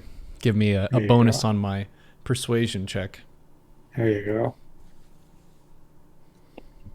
OP parents. So what's the inflation stuff? Mm-hmm. Yeah, the Fed released some new numbers. And the new thing is that they're saying that inflation is now broad-based, which it kind of hadn't been before, really, to a degree. It was limited to certain sectors over time, before. we've had a sense, economists have kind of been arguing about, is this inflation reflective of like underlying drivers like that are structural in nature, or are they more ephemeral? Are these more is the current inflation more just the result of temporary factors that are going to work themselves out? So like during the pandemic, well, when the pandemic started, really, there was a lot of supply chain glitches that had to do with lockdowns and other measures that were taken to inhibit the spread of the virus. So there was a sense that, okay, that's going to cause some inflation, but that'll work itself out as the lockdowns kind of peter out. And so they didn't really think inflation would be long lasting for that reason. And then later on, it became apparent that that wasn't really the case. It was apparent that there was a lot of demand driven inflation happening. But even so, there had been a lot of questions about why there had not been inflation over the past 10 years. And so there was a sense that, okay, yeah, there's a lot of demand driven inflation now, but it's not that big a deal. We don't have to worry too much about it. It's probably going to peter out on its own. So between supply chain issues and some of the demand, the expectation that the demand driven inflation would probably kind of even out over time, that led expectations among economists to be sort of more moderate. Mm-hmm. And then more recently, there was all of the energy inflation. Oil prices went up, food prices have been going up, and that's been driving inflation. But those are also really volatile. So there was a sense that, okay, yes, there's inflation stemming from this, but these are volatile sources of inflation, and they'll probably change, before too long. And what economists are really kind of focusing on is core inflation, specifically the consumer price index. Because, if volatile stuff increases rapidly in price, that's not necessarily indicative of a broad-based inflation that's rooted in future expectations of inflation. And the data has suggested before the most recent report that core inflation and inflation expectations were still moderate, and that inflation would probably then even out eventually. But now that's changed. The most recent report suggests that inflation is now not just afflicting things that are sensitive to food prices and energy prices. Now prices are going up for everything, basically. And they've also noted in some that there are some surveys now that suggest that expectations of inflation amongst consumers are now that it's going to be persistent. So that changes the game completely. Mm-hmm. So that means that there's going to be a very strong argument for substantive increases in interest rates, if not other measures, in order to try to stem this inflation. And there's going to be a lot of impetus for that because, if inflation is the result of economic growth, that's a good thing. That's kind of what you want. But if inflation is resulting just from expectations of inflation, that could create a spiral of inflation that spins out of control eventually. And the Fed very much wants to avoid that. That's pretty much been the Fed's modus operandi for much of the past 30, 40 years, basically the time period after the period of stagflation in the 1970s. The Fed has very much been focused on preventing inflation at all costs. Definition, what is stagflation, to be clear? So stagflation was a term created to describe economic conditions in the United States in the 1970s, in which there was low economic growth at the same time that there was inflation, which is counterintuitive. You would think that if there's low economic growth, then there would be low inflation. And you would also assume that if there's high inflation, then there must be high economic growth driving it. But in the 1970s, you had these two opposites that were occurring at the same time, and it didn't make sense to a lot of economists. And so ultimately, the way that we were able to break this recurring cycle of inflation and low growth was just by basically a shock, which came in the form of the Volcker rule. And the Volcker rule was basically that you just had to hike interest rates in order to defeat inflation and inflation expectations, which is the more important factor. So interest rates in the United States in the very late 70s, like 79, 80, and then in 81, were hiked by the Federal Reserve to around, I think the maximum was 20%. Mind you, interest rates right now are less than 1%, if I'm remembering correctly. So 20% was very dramatic, and it actually caused an economic recession that lasted for, I think, a year or two. But it worked. It successfully tamed inflation, and inflation was persistently low in the decades following that period.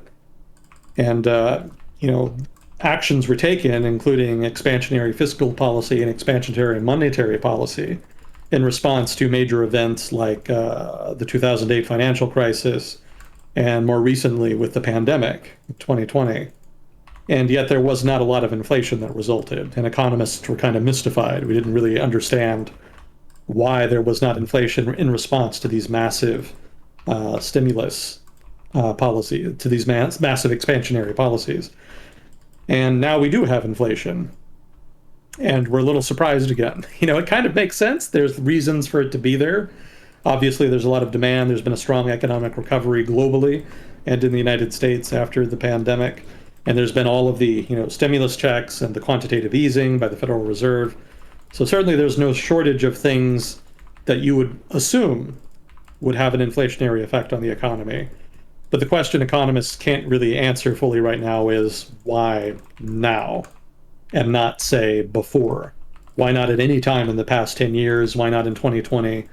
Why not in 2021 even? Why wasn't there more inflation in 2021 if there's going to be this much inflation? So we don't really have answers to that yet. That's still something that kind of being debated. It just sounds to me like the inflation is just late. That could be it. It could just be a lagged effect. There is that, but it's one hell of a lagged effect. You would have thought there would have been more after 2008. And people were saying persistently, okay, it's going to happen next year. It's going to happen in 2009. And then they said it's going to happen in 2010, and then they said, 2011, 2012, and then it never happened. So it's not really clear why it didn't happen then, but it did happen after 2020 and 2021. It could just be a combination of everything, because there's a lot of inflationary factors at play now that there weren't before. We still have supply chain kerfuffles stemming from lockdowns. China, for example, in 2022, just recently in the past few months, had a massive lockdown, and that had very disruptive effects for supply chains. And of course, some industries are still recovering from choices that were made in 2020. For example, microchips were kind of diverted towards the electronics industry away from the automotive industry. And that's not something that can be easily reversed in the short term, which is why automotive companies are actually starting to build their own chip making capacity. So there is kind of a sticky effect that economic decisions can have that can cause inflation to be persistent in specific industries. So there's some of that, there's some residual effect from 2020 just because of that. And then of course, there's the massive increase in spending.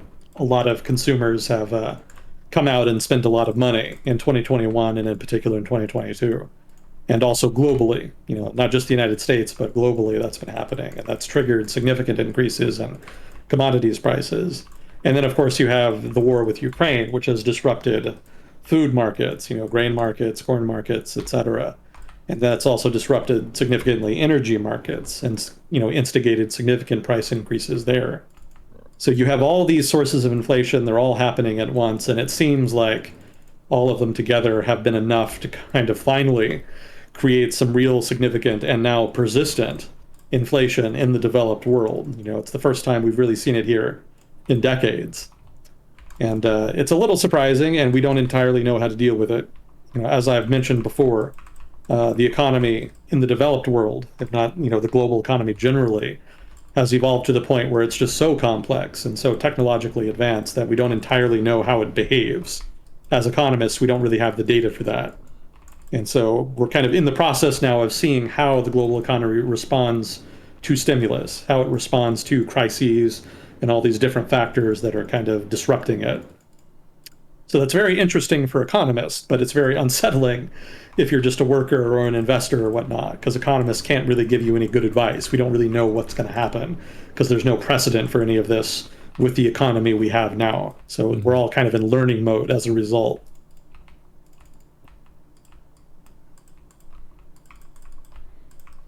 But yeah, it's significant then that the Federal Reserve is now agreeing, I should say, that inflation is going to be a problem. It's not just something that's a temporary fact that is the result of temporary factors. It is now a persistent inflation that's going to continue until something stops it. And that something is probably going to be monetary policy. Possibly fiscal policy, but everybody's skeptical about that. What is the difference between monetary and fiscal policy?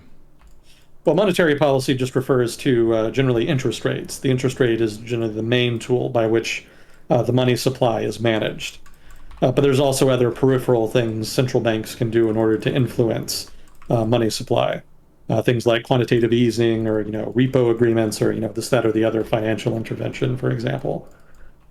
Fiscal policy just refers to government spending of one sort or another. Mm-hmm. So generally what economists advise is that fiscal policy be countercyclical. So if there's a recession, then you want expansionary fiscal policy.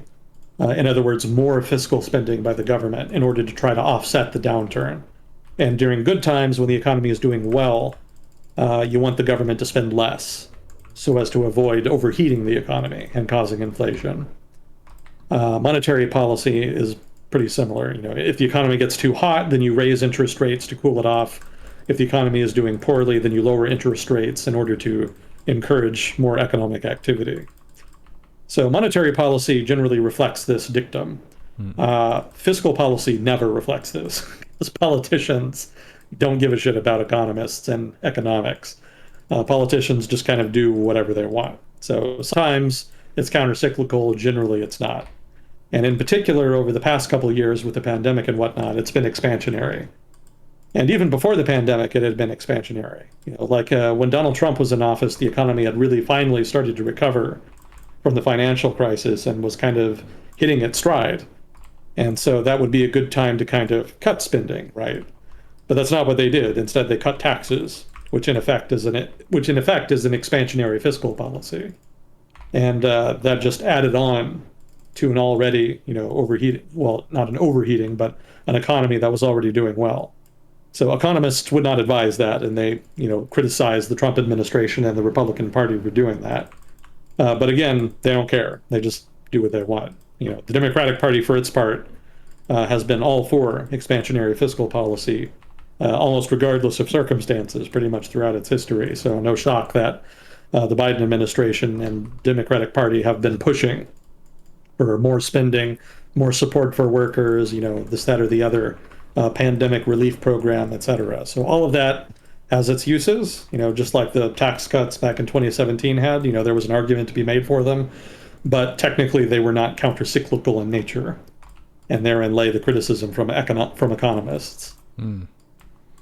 So the way that I'm kind of breaking this down in a simple person's perspective, lowering taxes means that you're going to pay less in your immediate year, which is immediate relief, and that's nice. Lowering government spending means that over the long term, you're not going to have to spend more just on everything due to inflation later on. It's a precautionary measure in that sense. I wouldn't say precautionary measure. Fiscal policy generally has an impact on the economy very quickly. Like in 2020, when the government spent money, that money immediately had an impact on the economy and got into people's pockets and was circulating. So fiscal policy is not so much like a hedge. It's more something that you do in response to an immediate problem, or in response to immediate conditions. If the economy is doing well, that's not a problem, but that's an immediate condition, and you should, hypothetically, according to economists, reduce spending in response to that, so as to avoid contributing to an overheating in the economy. Monetary policy, in contrast, takes much longer to work. It's all good and well to make interest rates lower, for example, in order to encourage economic activity, but it takes time for banks to lend more money, for new businesses to be formed. And so there's kind of a lagged effect there. Well, not kind of, there is a lagged effect there.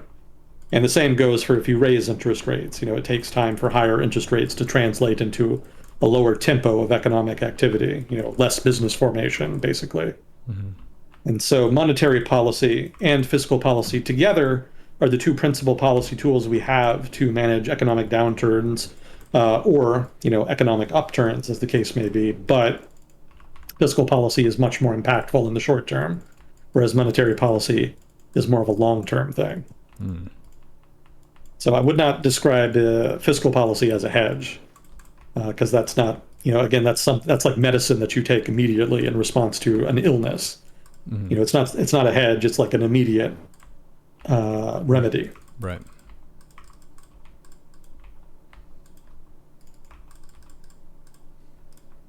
But the problem with inflation being persistent is that there's a risk that it could get much higher just of its own accord. Like if people expect prices to continue increasing, for one, they're going to buy more stuff sooner because they want to buy when it's cheaper. Like if you think something's going to be more expensive and you want to buy it, you would buy it sooner, right? That's just rational. So the trouble there is that it contributes to further inflation, right? If prices are already increasing, then everybody noting, oh, hey, prices are going to keep increasing, I'd better buy stuff that I want now rather than later. Well, that just adds on to inflation even further and exacerbates it. And then another factor is that inflation expectations can lead producers to continually set their prices higher. If you expect prices to continue to grow, then you're just going to automatically set your prices higher to reflect that. And so that results in a kind of permanent, persistent inflation. And, most economies around the world have that. Like in the developed world, we're a little bit spoiled. We're kind of used to having like 2%, 1% inflation per year. But in a lot of economies, like in Brazil, for example, it's not unusual to have like 5 to 10% inflation per annum. And that's just basically just baseline inflation that everybody just assumes and expects and controls for in their economic planning. And that's manageable, but it's also not ideal because it just kind of creates problems. It means that you have to have a really high rate of return, for example, in order to make money on savings. Because your savings are basically losing 5 to 10% every year just because of inflation when you have 5 to 10% inflation. And so that kind of makes it difficult to make money. It also means that it's hard to borrow money because you have to borrow at high interest rate if you're going to borrow in the local currency anyway. And then there's also wage inflation, which sounds like a good thing. I'm not going to argue against people having higher wages, but if people expect prices to continue growing at a certain rate, then people are going to demand that their wages increase at a similar rate to reflect that. And so wages are an input, technically. That is a cost that goes into production. And so if inflation is reflected in wage inflation, then that also contributes to inflation in and of itself, and also exacerbates inflation. So all of it basically makes inflation a kind of self-fulfilling prophecy. And again, that's normal in certain parts of the world, but it's not ideal. And if it gets really high, then it gets to be a real problem. Once inflation gets out of control, it's very difficult for central banks and especially governments to really do anything about it. Because it's market forces that drive that. The government can't really just pass a rule that says, okay, change your expectations about inflation. Well, people will just ignore that. People aren't going to just let their savings rot because of inflation. They're going to take action to try to defend their money against inflation. And so they're going to move it around. They're going to invest in assets that are resistant to inflation, or they'll even just move their money out of the country entirely to try to invest their money in a country where there's more economic growth and less inflation. And so that has a deleterious impact on the nation's currency. It's going to have a downward effect on the value of a country's currency. And that itself can have knock-on effects that are negative. It can help boost exports, but it also makes imports more expensive. And imports are, contrary to popular belief, very important to the health of an economy. Unless you produce everything you need, you're probably going to have to import some important stuff. And if you can't import that stuff, it's going to have knock-on negative impacts on the health of your economy. So you don't want persistent high inflation, basically, is the takeaway. And if it gets out of control, there's not much that central banks or governments can do about it. And so that's why it's an issue, and that's why the most recent Federal Reserve report was of concern.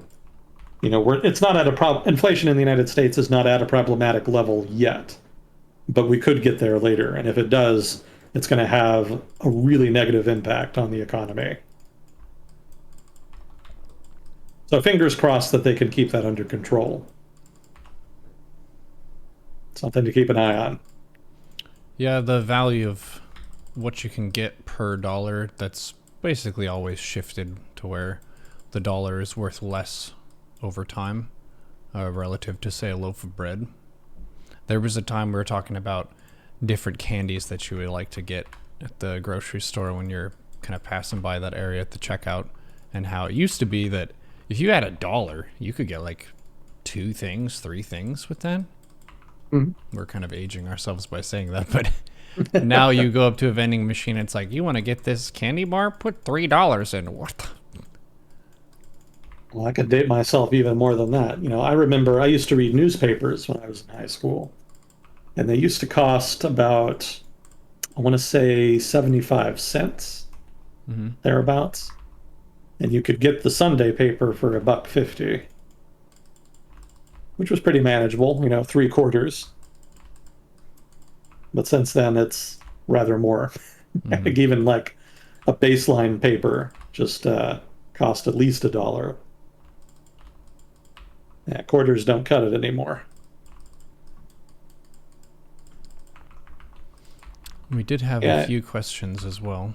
Oh, whenever you want to get to those. Fuzzy Code, thank you for helping out, Sion. Oh, yeah, thank you. Do you think a nuclear weapon will be used in war soon? No.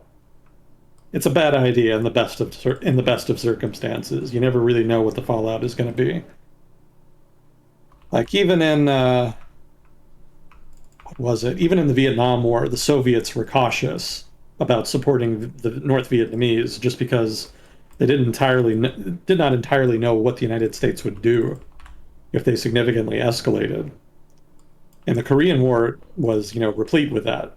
There was Douglas MacArthur, the general in charge of the UN armies, wanted to use nuclear weapons against China when they entered the war. And the president at the time, President Truman, had to fire him because he kept pushing it. He wouldn't accept no for an answer. The president would tell him, no, you can't nuke China.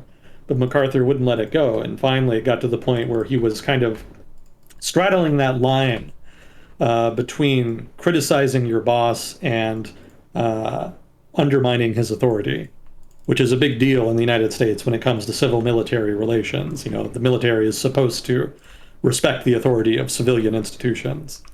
So Truman just kicked him out, just fired him outright, and said, all right, we're not doing this. We're not having this conversation anymore. You're fired. We're not nuking China. That's final. So the reason that Truman didn't want to nuke China, you know, besides the fact that, you know, that's a bit much in response to intervention, the other issue was concern that it would start a war with the Soviets. So, you know, we've had this dance before. You know, this current situation we're in where we're concerned about escalating because we don't know what Russia will do, and probably also vice versa. We did that all through the Cold War. So, you know, that's old news. So I don't think anybody is any more likely to use a nuke now than during the Korean War, during the Vietnam War, or what have you. You know, it's just too risky and you don't know what the other side is going to do. I think even in the 1970s, actually, it would have been even earlier. I think it was like late 60s, early 70s, thereabouts. The Soviets were having a lot of border issues with China on account of the Sino-Soviet split. You know, there was some territory along their northern border, I think specifically along the Amur River, if I'm remembering correctly. There were some islands in the river that were disputed, and they were literally fighting battles over them. You know, there were Soviet troops trying to fight off all these like mobs of Chinese that were trying to storm the islands. And the Soviets sent a diplomat, or had their diplomat with the United States, actually ask the United States government, what would you guys do if we used nuclear weapons against China? And they didn't exactly say why they were asking, but I think people could kind of read between the lines. Asking for a friend. Yeah, asking for a friend. So the U.S. government told them that, yeah, don't do that. We would react very negatively to that. You know, we kept it ambiguous, but it was clear that the connotation was that we would intervene somehow. So the Soviets did not, as a result, end up nuking China. Nuking China seems to be a recurring theme here. But yeah, they did not do that because the United States made it clear that there was a chance of retaliation that could result in mutual nuclear annihilation, which people want to avoid for obvious reasons. So that's pretty much where we're at right now as far as the war in Ukraine. You know, yes, Russia has implied that it would use nuclear weapons, you know, potentially against Ukraine or against countries that are supporting Ukraine. But that's probably an idle threat more than anything. Like you'll notice that they always used veiled language. They never say explicitly that they'll use nuclear weapons or that they might use nuclear weapons. You know, they always say things like, will respond in a way that has never been seen before. Which is, you know, kind of strong language, but is also weirdly ambiguous. It could be a lot of different things.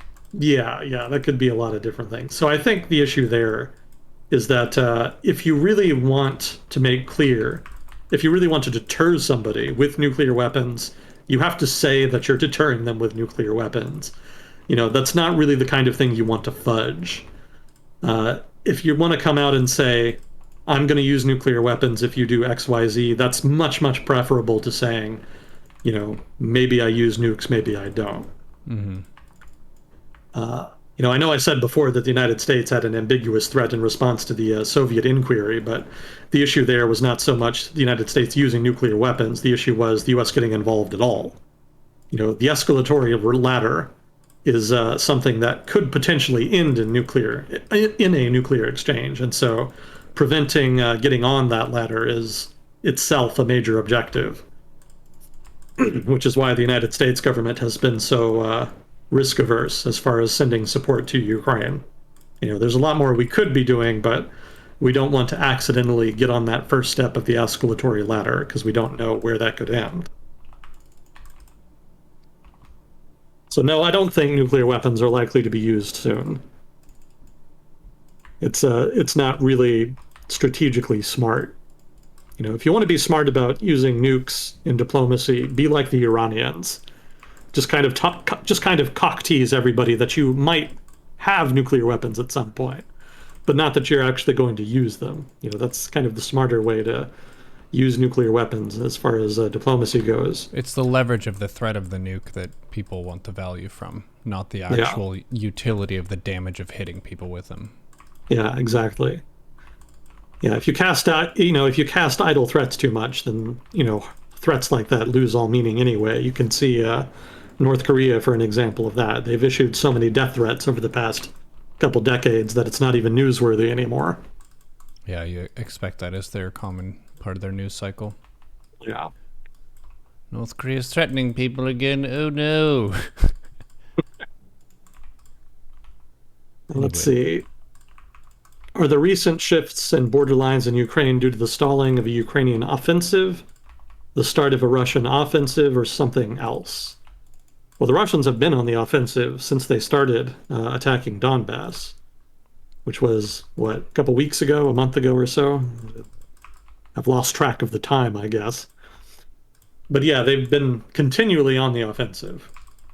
So I don't think it's the stalling of a Ukrainian offensive. It's just the Ukrainians trying to stem the tide. They're still outnumbered in the region, and the Russians still have a major advantage in terms of artillery, Western aid notwithstanding. So the reason that they're losing ground is because the Russians, one, just have those inherent advantages, and two, they've gotten smarter. They're not doing these big sweeping blitzkriegs that leave their supply lines wide open for attack. And they're much less ambitious now. Now it's just taking bits of territory slowly, incrementally over time. And that's much more achievable for even an army with as many problems as the Russian army than trying to blitz through the entirety of Ukraine, and overthrowing the government. That was always a bridge too far, so to speak, for the Russian military. So, they're smarter about their objectives. Their supply line is more secure. Their leadership is probably a little bit better at this point, or at least is smarter in how they prosecute the war. So all of that gives them more advantages. The Ukrainians, for their part, have some advantages too. The region that the Russians are attacking in eastern Ukraine, the Donbass, is heavily fortified. The Ukrainians have basically been preparing for exactly this kind of fighting for the past 8 years. So that's one of the reasons the Russians have been stymied to the degree that they have in their offensive. But, it was never going to be the case that the Ukraine was not going to lose any ground. It was always going to be just hard fighting and probably slowly losing ground over time. I still think the Ukrainians have the edge over the long term if they can continue to receive substantive Western aid. Because I don't think China is going to back Russia to the hilt on this. It's not like a hill they want to die on. They don't really give a shit. So I don't think Russia's going to have a last minute, assist from some backer of some kind that's going to help them through this. The longer the war lasts, the harder it's going to be on them. I know there's some talk that, the Russians are fighting with one hand tied behind their back. They could mobilize a 1 million-man army and just throw them at Ukraine and win that way. But even that is dubious, because the trouble with mass mobilizing a 1 million-man army is that you have to generate equipment and supplies for 1 million men. And it's not entirely clear the Russian economy can do that. And even if it can, it's not clear if the Russian government can manage it properly. There's been some discussion among analysts about what a mobilization would look like for Russia. And I think what I read is that it would take them several months to do in order to actually call up new manpower and mobilize them, get them into the army and deploy them. And it would be kind of a slow drip of people over time. It wouldn't be a couple of months of mobilizing and then boom, they have a 1 million-man army ready to go. It's going to be slowly mobilizing 10,000 here, 10,000 there, slowly over time until they eventually have a very large army mobilized. And that's going to be, again, very expensive, and it's going to require a lot of administrative capacity that the Russian government has not really, displayed up till now. So probably it would take more than a few months, just given administrative delays and given shortages of equipment and weapons and whatnot, and the difficulty of procuring in the current environment, defined as it is by sanctions. Yeah, and there's also the question of like the quality of troops they are deploying based on the time frame that you send them out. Like the longer you have to train, equip, and prepare them, the more effective they're going to be in combat. So Exactly. you can talk about the number of potential troops, but to make them like actually effective combat units on the field, that requires experience. Yeah. Yeah, I mean, if they really want to take the time to train everybody thoroughly, that's going to significantly add to the mobilization time. And I don't think that's what they want to do. You know, I mean, just looking at how the Russians have been prosecuting the war thus far, you really get the sense that manpower is not really their main concern. They seem quite willing to throw people at the war without training and without the best equipment that they have. So I don't think that they would do that. I don't think that they would take the time to train everybody thoroughly. I suspect they would be much more interested in just getting people on the front ready to go. But I don't think that's as much of a disadvantage for them because Ukraine is going to have the same problem. You know, they've already been trying to mobilize their manpower. And, you know, they face some similar limitations that Russia would face if they were to do a mass mobilization. I was reading, I think, this past week about shortages of trainers. You know, there's only so many people the Ukrainian army has available to train conscripts. And so that puts a cap on the number of people that they can train and produce and mobilize for the front over a given period of time. So that's an example of exactly the kind of problem, you know, Russia would face. And they also have difficulties procuring new equipment and whatnot. Again, they receive Western aid, but even so, there are shortages of equipment. So that makes it difficult to get everybody mobilized as quickly as they would like. And of course, all of it is just, you know, expensive. You know, the Ukrainian economy is obviously not in great shape. And you know, for now, that's not too big a deal because you know the budget is using money from last year. But before too long, they're going to start running out because obviously war is expensive. Mm. So you know, all of that creates mass mobilization difficulties. And as far as training, same deal. You know, there's already been complaints from from Ukrainian conscripts that they're not being given enough training and that they're basically being rushed into combat. And you know, the reason is that there's fighting now and there's pressing manpower shortages, especially in critical areas of the front. So you know, you don't want to waste time as far as you know getting people to the front, given that you have those difficulties. You want people there quickly. So the trade-off they're making is that they have less effective soldiers, but they do have them on the front ready to go in order to try to fight. So the Russians and Ukraine, Russia and Ukraine are going to have that problem going forward. And it's probably going to become a more acute problem as more and more of the people who are actually trained and have actual experience are, well, killed or injured such that they can't fight. Basically attrition. You know, attrition is eating away at the core of the Russian and Ukrainian armies over time. And so more and more their armies are going to be filled up by people who are basically poorly trained conscripts. So ideally for Ukraine, that would be an offsetting issue. You know, basically they'll both have that same problem at the same time, such that it won't really define the course of the fighting. But we'll see. It's not entirely clear. Ukraine has the advantage of having lots of volunteers who are pretty well trained, so that could offset that to a degree. And Russia definitely has the quantitative advantage in so much as that they can throw a lot more untrained conscripts at Ukraine if they did a mass mobilization, if it came to that. So certainly that could tip the balance. But of course, Russia is very reluctant to do mass mobilization because it would be very politically unpopular and, as I mentioned, would be very expensive.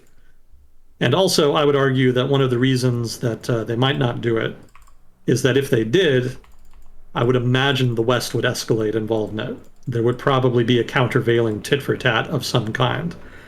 I don't think the West would mass mobilize itself, but it would do something. I don't entirely know what, but I suspect it would do something to try to offset that advantage that Russia would enjoy from the quantitative advantage it would get from mass mobilization. Mm-hmm. So in terms of military gains, it could be offset by escalation from the West. You know, I would point out, because there's been a lot of talk about, you know, we should be worried about escalating involvement because Russia might do something. But escalating involvement is also something Russia is worried about because they don't entirely know what we're going to do in response to their escalations. So that's a part of their calculus. It may not be as much of as part of their calculus as it is in the West. From what I've read, the Russian government is of the mind that the West is basically going to get tired of the conflict after a few months, and that eventually they're either going to pull support to Ukraine or they're going to start pushing Ukraine to try to trade land for peace, to try to agree to a peace agreement that involves them conceding some territory. So hopefully it doesn't come to that, but certainly there is a certain amount of fatigue that's going to happen over time as attention shifts in the West to other issues, probably economic issues. It could be, for example, that there's going to be a recession that may or may not be caused by inflation, but certainly economic conditions are getting to a point where the recent period of growth is kind of reaching a logical endpoint. There's been a big increase in consumption, there's been a big fall in unemployment. The economy's raw basic numbers are pretty good. And there doesn't seem to be a lot of room to improve. Like, it's not clear where there is to go from here. And historically, when that happens, there's a downturn. Because generally, when things are going well, people invest a little too optimistically and projects fail. Things go wrong, and invariably there's a correction. So one would expect a downturn eventually just from that factor. That's called winner's tilt in poker. Is that what it's called? Yes, when you're on a hot streak and you feel invincible and you start being more active in bets that you shouldn't be involved in because you feel like you're just a god. I'm just so good at the game. I didn't realize how good I was. I'm just going to make all these crazy plays that if you were having like a perfectly sober, even day, you would never try to do that. That's outside of your strategy. But if you're running hot, then you'll be like, I can do it. Today I can do it. So I guess in a kind of larger scale economic capacity, people will have that similar fire of getting more risk seeking when things are going well. Yeah, they get risk seeking. They see the economy doing well, and so they think, okay, well, sales are going to keep increasing, so let's invest more in production, let's hire more people, all of which involves taking on more cost. And so they get caught off balance when invariably sales don't increase or even fall. Mm-hmm. Also, some people just get complacent in that sense. It's not even necessarily risk seeking all the time. Sometimes people just kind of assume that things are always going to be good, and so they fail to take precautionary measures, and so get caught off guard, when things kind of go wrong. And so that exacerbates the downturn when it happens. So all of that you would expect to happen after a period of growth, which the United States has enjoyed over the past couple of years. And inflation, of course, is just making things worse. The concern amongst investors and market analysts for the past year or so has been the point at which inflation is high enough that it starts cutting into consumption. Like, at what point do people consume less because stuff is just getting too expensive? Already? Well, yeah, there's definitely some people, especially people who have to drive a lot. Gasoline prices are quite high. But overall consumption has not reflected that yet. It seems to still be pretty resilient, but it's probably going to start changing soon. And at that point, you're probably going to see some of a dip. It's not clear how much of a dip, but something of a dip in economic activity. And so that could be enough to instigate a recession. So when a recession happens, obviously that's the main thing in politics. Wars and whatnot are, especially when they're just overseas wars, those will be dramatic and get people's attention for a time. But when people don't know if they'll be able to put food on the table, that supplants everything else. So that could be the catalyst then that leads to Western disinterest in Ukraine. And that could be what the Russians are going to hope for and are counting on in order to lead to a successful conclusion of the war on their part. But it could also be that Western governments are resilient to that as well. It could be that they resist the temptation to pull support and that they continue to invest in Ukraine's defense, such that Ukraine could continue to fight. And Ukraine's real advantage is dragging out the fight. They need to keep the war going as long as possible, because the longer it goes, the harder it's going to be on Russia.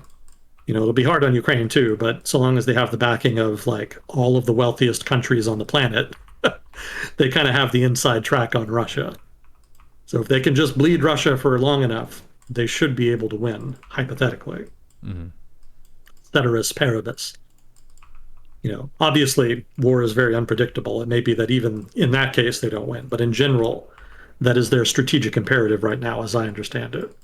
Russia, meanwhile, is just waiting for the West to lose interest, and then they can kind of lay it on thick on Ukraine and force them basically to come to the table. So it just all depends on the West, basically. Ukraine obviously is doing the fighting and dying. I don't want to, devalue that, but ultimately the strategic outlook for the war is heavily dependent on the West right now. Yeah, well, that's like the money edge. Yeah.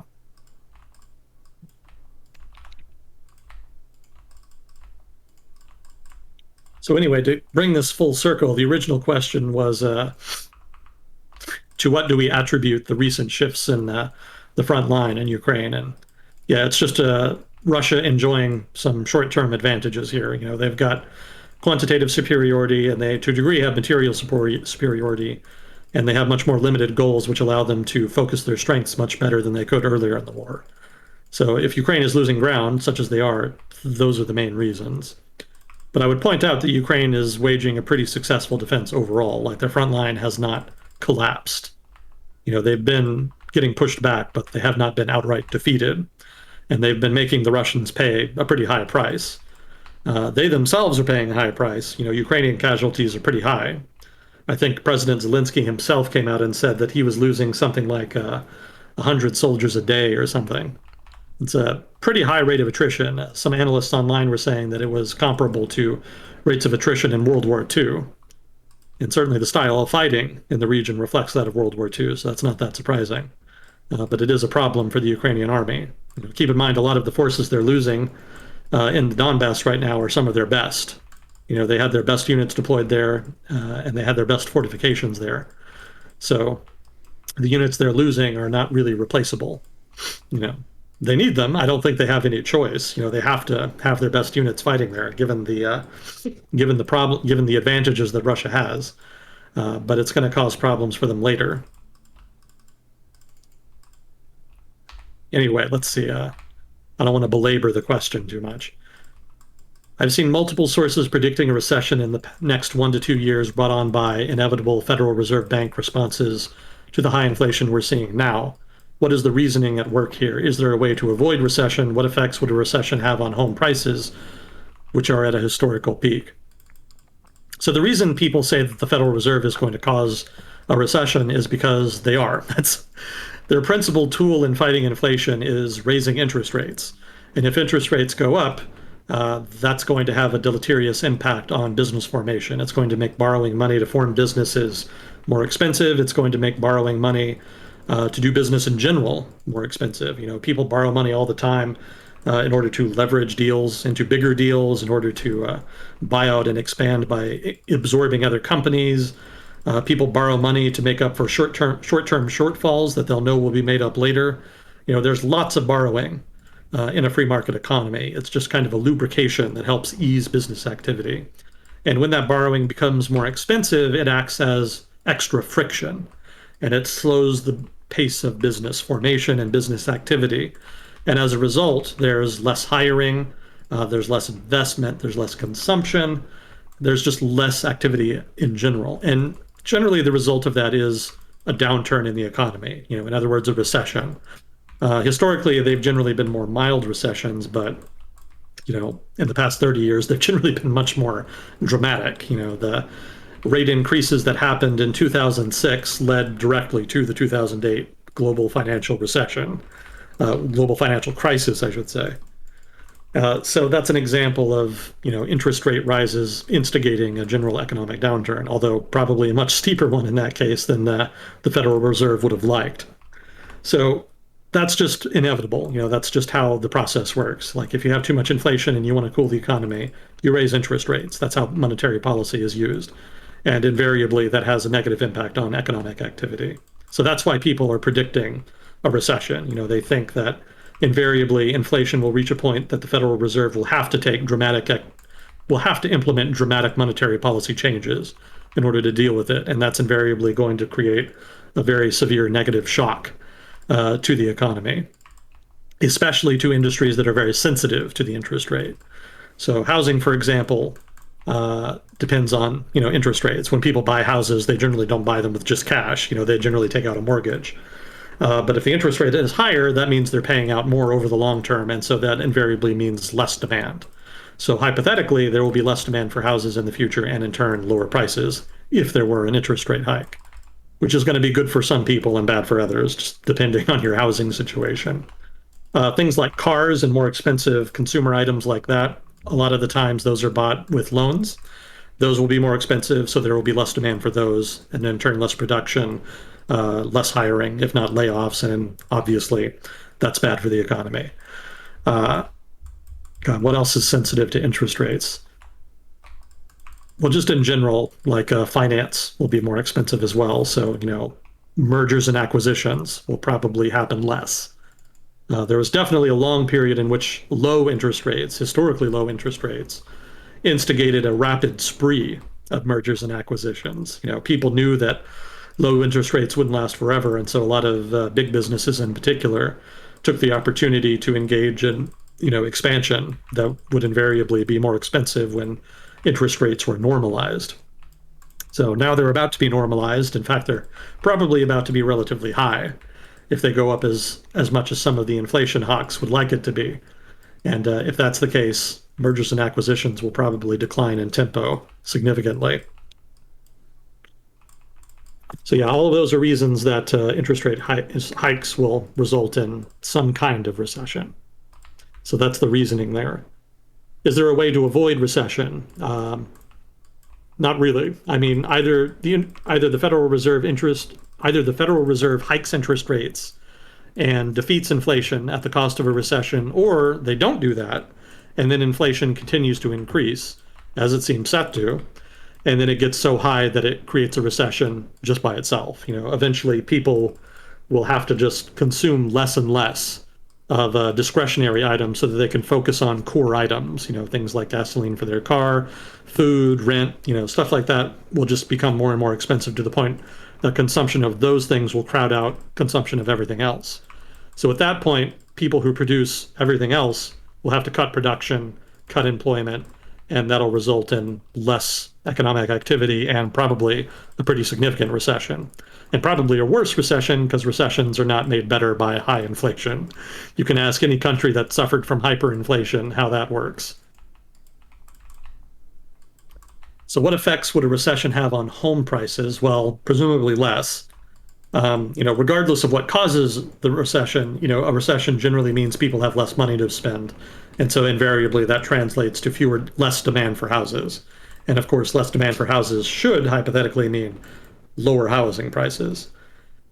Maybe in America's case, it'll just mean housing prices that grow less, given how wild the market's been the past few years. But in general, there should be at least a downward effect on prices. There should be downward pressure on housing prices in a recession for that reason. So hopefully that's something resembling a satisfying answer. If I ever miss the point of a question, or if I don't answer it quite to your satisfaction, feel free to ask again and elaborate, and I'm happy to return to it. I'm a little bit slow at times, so sometimes I miss the gist of a question. So let's see, that said, do you have an opinion of Jewish migration versus acceptance of the states they are in, plus the acceptance of the general population in each country? Acceptance of the states they're in. That's worded a little bit weirdly. Do you mean like acceptance by the local population? Like in that sense, certainly there's a long history of enmity, towards Jewish populations, but I don't normally associate that with Jewish migration per se. If you look at the American South, for example, Jews actually do relatively well there, because there's not quite the same history of discrimination.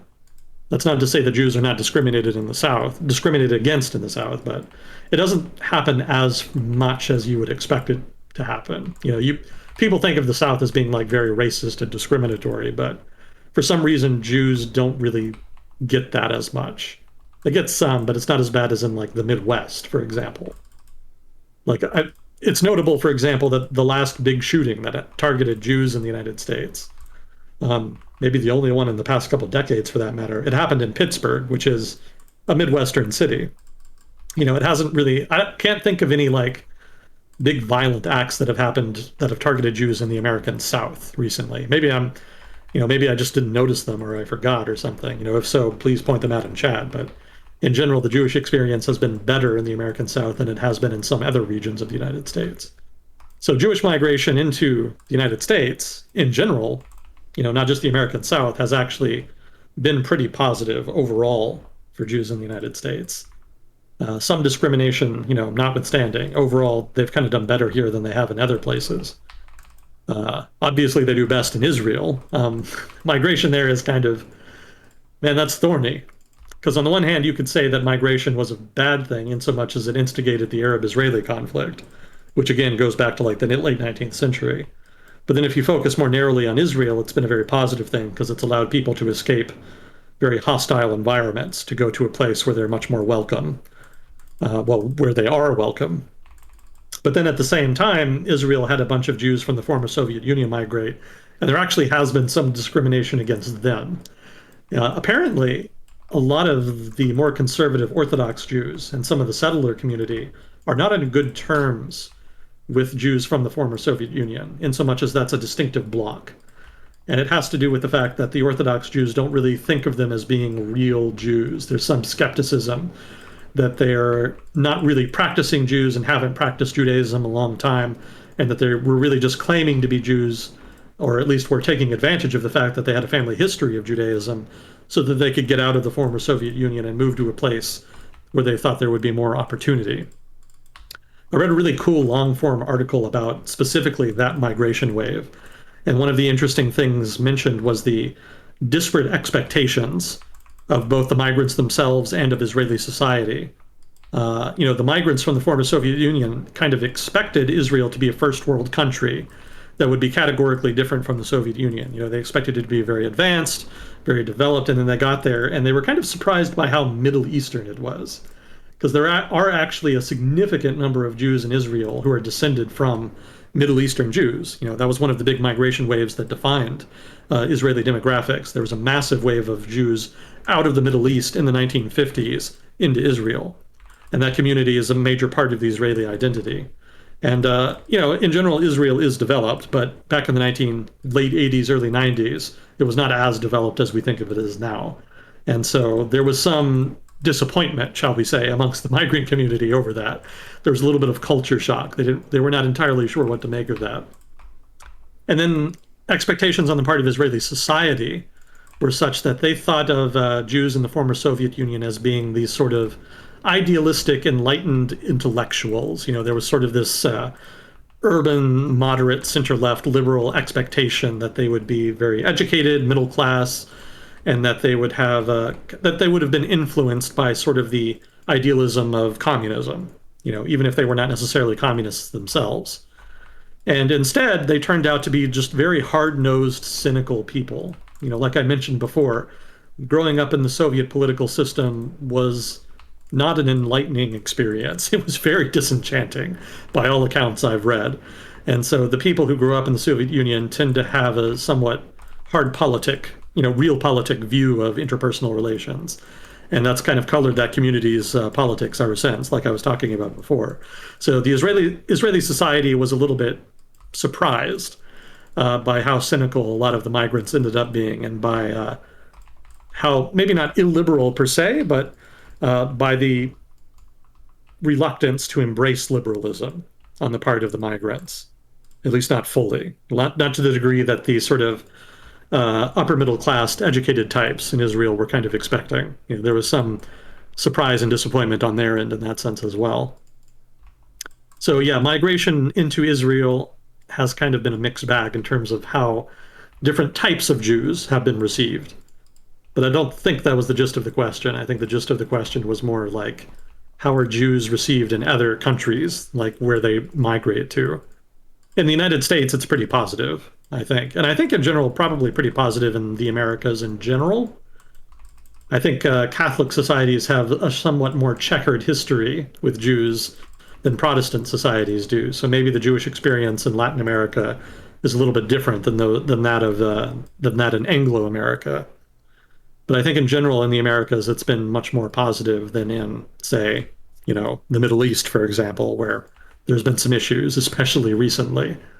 It's not even just Jews in that sense. I think Jews and Christians in the Middle East have been slowly over time expelled from the region to the point where they're a smaller proportion of the regional population than they've ever been.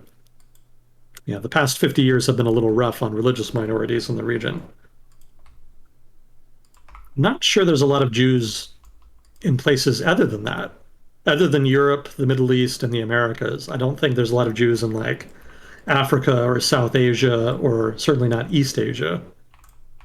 I'm sure there's some, but I don't think there's like a big community in any of those places that I'm aware of. So yeah, I think when you ask about how Jews are received to places they migrate to, you have to be talking about either Israel or the Americas. I don't think there's a lot of migration of Jews into Europe.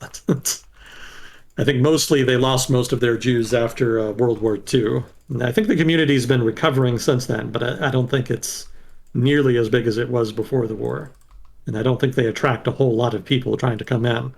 Maybe some like urban professionals who come from Israel or from the Western Hemisphere may come to work, but I don't think there's any like broad-based migration there.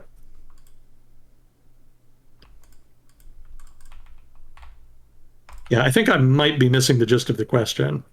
So maybe some elaboration would help me out a little bit. Well, let's see, I'll move on then. Do you have information about the importance of no bid for mortgage-backed securities? Is that a meaningful event or just people misunderstanding what occurred? I guess I would have to ask what no bid is. Perhaps I'm not sufficiently familiar with the industry. Information about the importance of no bid for mortgage-backed securities. Yeah, I'm not sure what that is. So my apologies. I know that's not a great answer, but yeah, I don't know what that means. But it's a truthful answer. Yeah, I'll have to read up on that. No bid mortgage-backed security.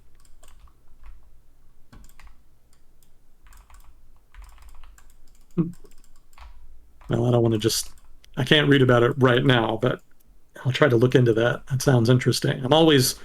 I welcome new information, certainly stuff I don't know about. That's always interesting and very helpful. But unfortunately, I can't always, when it comes in the form of a question, I can't answer. It comes at the cost of me giving unsatisfying responses. Nobody wants to hear, I don't know, but yeah, that's unfortunately what I have here. Let's see. And then when do you think Russia fields a new offensive of at least half of the original blitz planned by Russia? Same for Ukraine. I don't think they're going to do that again. Really don't. It went really badly the first time, and it kind of revealed some underlying rot in the Russian military as an institution, which kind of runs pretty deep from what we saw. So I don't think it's even going to be possible for them to try that again. I guess they could try it again, but I don't think they'd be any more successful. So I think the game plan for the Russian military going forward is exactly the kinds of much more geographically focused offensives that are much slower and more methodical. Not so much tank blitzes across the plains of Ukraine, and more slow artillery barrages over time, and then advance, and then followed by another artillery barrage. I suspect that's going to define warfare and the war going forward. Even as Russia tries to mobilize, I don't think they're ever going to be able to overcome the difficulties they had in the first part of the war, because those difficulties really were difficulties of a lack of leadership, poor planning, and just bad logistics. Just fundamentally underestimating the size of the challenge that they were putting themselves to. And I think a lot of it was based on ideology, like we talked about before, of believing that you were going to be accepted as liberators. Yes, they're finally here and they're saving us now. Oh, thank goodness. And then they get there and people are actually screaming at them and like saying, get the heck out of here. We don't want you. Yeah, but I think if it were just that, then they could adjust for that, and then maybe they could try it again and be more successful. But I don't think they will, because I don't think it was just expectations being a little too rosy. It was just also the institutional problems. Like, I don't think they're any better at logistical planning now than they were when the war started. Mm-hmm. I think that in so much as they've made adjustments, it's not to improve their logistics, it's to narrow the ambition of their planning to fit their logistical capacity. And I think that's part of the reason they've been more successful more recently. They're instead of saying, "Hey, let's improve our logistics so we can try to do that same blitz we started the war with and do it well." Instead, they've said, "Okay, we can't do logistics for shit. So let's just do things that are not logistically demanding." And that's perfectly reasonable. Like in terms of military planning and leadership, that's exactly what you should do. You should match your planning with reality, not what you want reality to be. So, you go to war with the army you have, not the army you want. And if the army you have cannot do like a blitzkrieg style warfare, then just don't. Do something else. And that's what the Russians have been doing. So that's to their credit. They have adjusted in that sense. I don't know that they've gotten, though, better in the fundamentals of warfare that they showed themselves not to be very good at in the first part of the war, though. So that's why I don't think they're going to try it again. I think this is what they're going to keep doing. And when I say this, I mean the Donbass offensive. I think the Donbass offensive is the template by which all of the Russian operations for the rest of the war are probably going to be modeled on. That's my expectation at this point. Something pretty radical would have to change my mind on that. There would have to be like a significant change in the quality of Russian leadership, or the degree of material support they're getting from China, or probably a combination thereof of those things and a bunch of other things. In general, just the degree of problems they have are just so great that I don't see them overcoming them in the short term. All of the analysts I've read online that have talked about this have mentioned that, yes, the Russian army is adjusting, but they don't predict they'll be able to fix the most deeply rooted problems that were shown, because fixing those kinds of problems requires a change in institutional culture, which takes time. It takes years. It takes a change in the education and training that you give to officers. And that's the kind of thing that you see play out over the course of a decade. It's not something you're going to fix inside of a year. So those problems are not going to be fixed in the short term. And so that also is part of the reason I don't predict that there's going to be any significant improvement in their capacity to wage war, which is what they would need to do to try to do something more ambitious. Now, in terms of Ukraine just does not have the capacity to do large offensives. Right now they're very much in a defensive crouch. They're in a defensive mode of warfare, where they're trying to send their best units to the hottest parts of the front to try to deflect the weight of Russia's attack. And right now, the fact that Russia is just attacking in one area makes that relatively easy. They can focus their best units on the one place without worrying about losing too much ground elsewhere. And, it may not even be that the Russians are capable of launching more than one major operation at a time at this juncture. So, that's also to their advantage. But even with those advantages, going on the offensive is much different than being on the defensive. Like being on the defensive, you can take advantage of the terrain, you can move people around, you can launch ambushes. You have a whole range of options that are available to you that are not available to somebody on the attack. Like when you're on the attack, you're taking risks. And right now, the Ukrainian army is not really sufficiently large to be taking big risks. Hypothetically, they could. But if they did launch a major offensive and got just obliterated, that would be the end for them. The Russian army could be obliterated in a battle, no big deal. They've got more. Even now, even in the next month or so, even with the forces they have fielded right now, they would still have enough to continue to prosecute the war. Ukraine kind of doesn't. They could mobilize units so extremely rapidly and just pump new manpower into combat, but that would come at the cost of training and material. They would not be equipped with anything, and they would have virtually no training. And so even the Russian army would probably be able to cut through an army like that. So it's just too risky right now, I think, for the Ukrainian army to launch big offensives. That's the impression I get based off of what I've read. There have been localized offensives on different parts of the front, but those have always been pretty small, and they've not been terribly ambitious. Those offensives were not launched to break the back of the Russian army. They were launched to make incremental territorial gains at a local level to take advantage of perceived weakness. But beyond that, I don't think they have anything bigger planned. I think in order to launch any kind of big, ambitious offensive, Ukraine would need to mobilize a lot more people. It would need to equip them all with much better equipment than what they have. And it would need much more support in terms of things like air support, indirect fire support, as well as probably better logistics. Ukrainian logistics have been better than the Russian, but going on the offensive requires a lot of things like fuel, it requires a lot of food, and a lot of ammunition stored up. And that's going to take time to build up the stores for that in order to make it viable, which is going to require support from the West. From what I've read, the West is trying to ramp up production of new ammunition, including anti-tank missiles, but also just, gun munition, bullets and whatnot. And from what I've read, it's going to take a while for that stuff to really hit its stride, because the pace of production before the war in Ukraine was pretty low. It's not like the American war industry was pumping out thousands of anti-tank missiles every year. It was maybe like a couple dozen or maybe a couple hundred, depending on, what contract the Defense Department had with them. But it wasn't that much. It was not enough to really sustain like a conventional war, like what we're seeing in Ukraine. So significantly ramping up production is going to be necessary to maintain the flow of munitions and weapons to Ukraine. Even if we're not giving them to them, even if we're not giving like grants or lend-lease stuff, even if Ukraine just comes to us and says, hey, we have the money, we want to buy this stuff.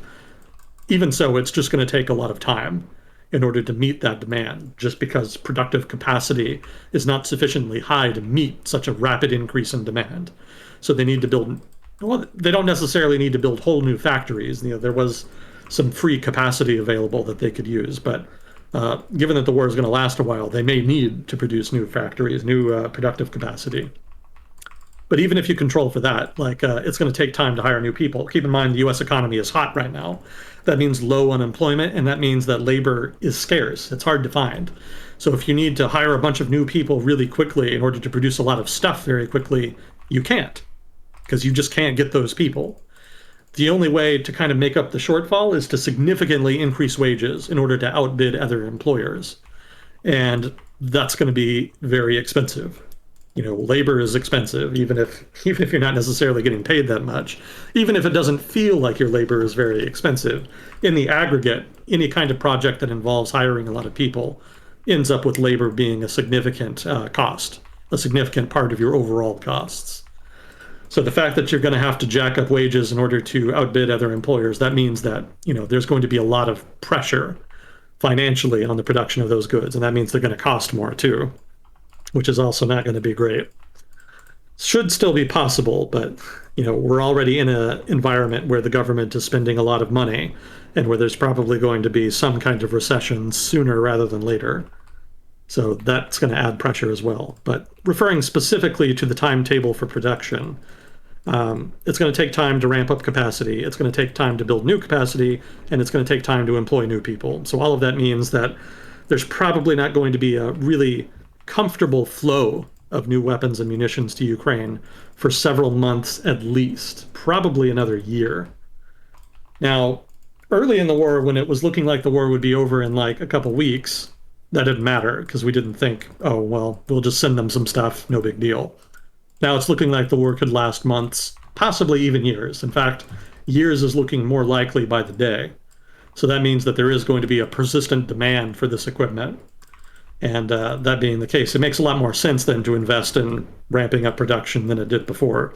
So that's another problem too. We're kind of late to the game. Like, we didn't really think we would need to ramp up production, so we weren't really doing that. Now it's kind of becoming more and more apparent that we do need to do that if we do want to continue supporting Ukraine. So now we're kind of having to start late and deal with all those other frictional factors I mentioned. So that's going to put a bit of a squeeze on Western supplies to Ukraine in the short term. I think right now they've still got sufficient weapons, at least among the ones that we're still giving them steadily. But inventories are probably going to run out sometime in the next couple months. So let's say August, just ballpark month, sometime between August and sometime probably August next year. In that window of time, there's probably going to be a crunch in Ukraine as far as shortages of weapons and munitions and whatever other kind of supplies that probably mostly just weapons and munitions. Food probably won't be too big of a deal, although there's going to be inflation for that too. But yeah, there's going to be that 1 year window roughly where there could be a crunch. And so that's probably the 1 year window that Russia's looking at. They They may figure that in that 1 year, Western disinterest will escalate to the point where they don't really care about supporting Ukraine, and Ukraine itself will continue to struggle with shortages that will translate to battlefield defeats of one kind or another, such that the Russians will have leverage. So that's part of the reason the Russians think that if they just keep fighting, then maybe they'll win in the long run. But I think they're wrong, which is why I keep saying I think Ukraine has the advantage in the long run. I think so long as Western support is persistent, I think Ukraine can win out. They may not get back all of the territory they lost, certainly not all of the Donbass, but I think that they can win and probably get back Zaporizhia, Kherson, and maybe part of Donbass. Probably not all of it, but they can at least get the part that they started the war with. That's feasible, I think.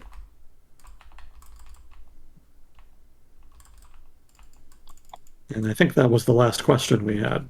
Are we doing okay on time? Mm-hmm. About maybe 20 minutes to go. If you want to go the full 3. If you want to rest, we can do that. What else is going on? Inflation is probably the biggest thing we talked about today. Mm-hmm. Because that was the biggest new thing that's happened. Before that report, there was still a lot of debate about, what's going to happen with inflation. Is it short term? Is it tethered? What are expectations like?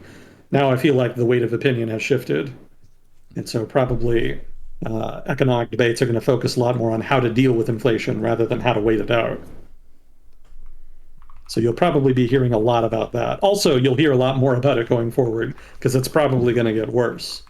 If there is broad-based inflation, then it's not just going to be like high gasoline prices and high food prices. It's going to be high everything prices, and they're just going to keep going up.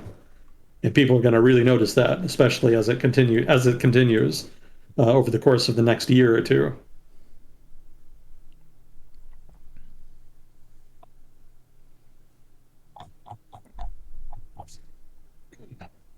What else is going on? What in the world is happening? There's elections in France, and it's looking like the far left may pick up a pretty decent number of seats, such that they could have the majority. Elections for legislature because Macron legislature, legislature. Yeah, Macron won the presidency recently, but that was just the presidential election. Now there's legislature. Now there's legislative elections, and it's pretty clear that Emmanuel Macron's party is not going to win a majority. It's not clear entirely who will win a majority, but it seems likely that it's going to be Jean-Luc Mélenchon's far left party, or at least a coalition of left parties, which means what they call a dual habitation government, which is where you have the executive in the hands of one party and then the legislature controlled by another, which is important in France because they have what's called a semi-presidential system, which is where executive authority is divided between the president and the prime minister, and the prime minister is appointed by the legislature. So there's going to have to be, if there's going to be any substantive progress policy-wise in France, there's going to have to be some kind of negotiation and compromise between whoever wins the legislature in the upcoming election and Emmanuel Macron. And given how much enmity there is between different political factions in France, it's not entirely clear how feasible that's actually going to be in practice. So it could be that French politics is in store for some stagnation, or some gridlock, as we would call it here in the United States. We shall see. But did you see that new gun bill that was drawn up in Congress? No. What does it do? Not much. Nothing too dramatic. It's not anything that would offend the sensibilities of a Second Amendment guy. But I think I remember it does add a couple of categories to the database that is used to clear gun, what do you call them? Not gun reviews, that's not right. What do you call, you buy a gun and then they have to background check. There we go. So they have this federal database that's used for background checks that are performed by gun companies or gun sellers or what have you. And they're going to add, I think, 2 new categories, specifically domestic violence, and I think one other one. Maybe it was whether or not you'd been institutionalized. I don't quite remember. But basically, they're just going to add that. I don't know if the bill necessarily prevents people from buying weapons who have those categories flagged in the database, or rather, who are flagged for those categories in the database. It could just be that they're adding them so that people will know. I'm not sure what good that does. But anyway, that'll be a change anyway. That'll be something. They've also got some other little changes. I don't, again, I don't remember the details specifically, but I do remember it's probably not going to be too impactful. So largely this bill is basically the parties trying to do something so that they can say they did something. Yeah, I remember we've had the major shooting that happened recently in Texas that was really bad. And I think it's clear that the U.S. has a gun violence issue. The question is, how do you approach that and how do you fix that? Because people who are more in favor of like personal freedom to arm yourself and that kind of a thing, if you're looking at like the gun per gun violent event ratio in the US, we have so many guns. We have an absurd number of guns. And most gun owners, maybe they don't even take it out. Like it's in a cabinet the whole time, but it gives them some feeling of security to be able to defend themselves. So a lot of those people are upset by anything that goes through. So I feel like the bill would need to be not super severe straight away, because that's a talking point that people have been saying for as long as I can remember of, they're going to take our guns away. Yeah, it's a very sensitive issue here. It's basically, at this point, it's really not a public policy issue. It's more of a culture issue. Mm-hmm. It's a part of sort of these overarching cultural disagreements between people who have different values and different visions for the kinds of society they want. The vision that a lot of the pro-gun conservatives have is of a society in which people are familiar and comfortable with weapons, and in which people are responsible with them and use them to defend both themselves and their community. Mm-hmm. And so for a lot of people, that's not only possible, but it's their daily life. Like a lot of communities in the United States are like that, especially in rural areas and smaller towns and whatnot. In urban areas, it's different. And I don't think they're entirely realistic about how much you can apply that lifestyle to an urban setting, because urban settings are invariably just more chaotic, more violent. It's more unstable generally, so it doesn't really quite work. But regardless, that is kind of the vision and the ultimate objective of a lot of the ideologues in the United States, who really want to have more what I would call liberal gun laws, which is confusing, more laissez-faire gun laws, shall we say. Yeah, certainly in Texas and in a number of other conservative states, gun laws have actually been trending in that direction. I think there was just recently, last year, or maybe 2020, there was a rule change that you don't even need a permit in order to open carry anymore, mm-hmm. which is a pretty dramatic change. It used to be that, you could have guns without a permit if you wanted, but you can't really just carry them out with you. And then they changed it so that you could do a concealed carry without a permit. And now it seems that even an open carry can happen without a permit. Maybe somebody who follows that more closely has more nuance, and they can kind of elaborate on that. But that's my understanding. I remember there was a big shitstorm too when I was in grad school, because that was when they changed the rule about students being able to bring guns on campus. Because it used to be that universities were allowed to have rules that prevented students from bringing guns into the class. Mm-hmm. And then that was, I think it was like 2011 or something. They changed the rules that you could do a concealed carry on campus. You could have a gun on the university grounds so long as you kept it hidden. And a lot of people at the university were a little bit uncomfortable with that, because if you've ever been in an environment with educators, teachers, professors, what have you, you know that invariably there are some students who are volatile. Yeah. And you don't particularly relish the thought of volatile students having weapons. So there was a little bit of concern about that. Yeah, one way that I was reading it described was the ideal approach would be what's called the Swiss cheese method. It's not about like eating cheese or anything, but it's about having a bunch of different methods at different levels that lower the chance that the problem of a like shooting event occurs. And that could be background checks is one way, where you're sort of vetting the people who can purchase guns on that end. And then you've also got just better mental health support for people in general, and trying to catch those violent actors before they get to that moment where they take the violent action, because there is a lead up. It's not as though any given individual has a random chance every day of like going out and doing violence to people. It's people who have a specific set of characteristics that are on a path toward that, and they don't have anything that stops them along the way. So you've got like the human element of making sure that people don't get radicalized or they don't need to take these extreme actions, and then you've got just making sure that you're not selling guns too easily to anybody. I think that's something that's almost comical in the US, is how easy it is to purchase a gun in certain capacities where you know nothing about the person who's buying this from you. It's just a way for you to make a sale. And then you've got different like restrictions of the police and how and when they should use their firearms. I think that's another question that goes back to the training of police, and specifically how to de-escalate situations on a social level rather than escalate to the now I'm using my firearm sort of a level. Yeah. And that's based on decision making and reading social situations.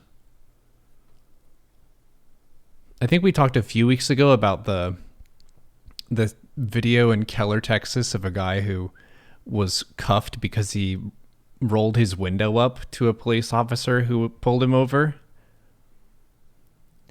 And then he ended up like cuffing this guy, and then his dad was filming the thing, and then they like tackle him and pepper spray him in the face and stuff, and just how all of that escalation to force was completely unprofessional. But I think it really points to a general lack of training in the kind of the vibe that a police officer should strive to bring to a situation. Like, yeah. I think the vibe should be closer to, oh, this is a Jedi who wants to go in and make peace in the room. Like, where they're for good, ideally, they're for good. They go into a space, they see chaos, and they want to try to establish some order and figure out who's in the right and who's in the wrong. So there should be some attitude of mediation that happens, rather than one of, we're just going to establish the monopoly on violence in the room and then the judges will sort it out later. Yeah. That's just like a brute force bonk everybody and then figure it out. Well, that itself is partly a reflection of how distributed, the U.S. policing as an institution is. In France, all of the police in the country are part of a single national police department, and all of it is run by the federal government. Well, not federal, but the national government. Here in the United States, most police work for local governments. There are state police entities, and there's obviously the FBI, which is basically a federal police entity, but most police are local cops, and they work for local police agencies. And, there's a trade-off there, right? I mean, obviously, like you say, there's an issue with professionalism and training and whatnot. But the upshot is that localities have more control over their police, much more so than if they were under the control of, a state capital or Washington, for example. Mm-hmm. Yeah. So there's more control and you get a little more discretion in terms of policing, which is why I think people still like that and will probably fight to keep it. That's not to say that there's not room for, national intervention of some kind. Obviously, the federal government sends lots of money and resources to states so that they can help fund their various local police departments and their state police institutions. So sometimes the federal government attaches conditions to that kind of aid, as far as like policy, police department policies, standard operating procedure and whatnot. And of course, the Justice Department does reviews whenever there's particularly egregious abuses. They'll come in and they'll basically condition their judgment in part on the agreement of the police department in question to implement this, that, or the other reform. So, we do have some linkage between national government and local policing, but it's relatively minimal compared to what happens in Europe. That's way, way different. And I don't know how much people would really be willing to give up that discretionary authority they have in exchange for what could be potentially better funded and more professional police. I'm a little skeptical just given how the political culture is here in the United States. So that's part of the problem, because localities just don't have the funds, really, to have a fully professional police department in general, especially if you're like a small town or a county, because that's something to consider too. When I talk about localities having their own police departments, I'm not just talking about cities, right? So maybe if you're European listening, that's what you think of. That's not the case. I'm talking about like rural areas, like out in the countryside. Most U.S. most U.S. counties, which is one of the which is one of the smallest political, divisions we have in the United States, subunits, some subdivisions. Those have their own agencies. Though there are county police agencies, and it's largely those county police that are responsible for policing in their county, and they don't have much money at all.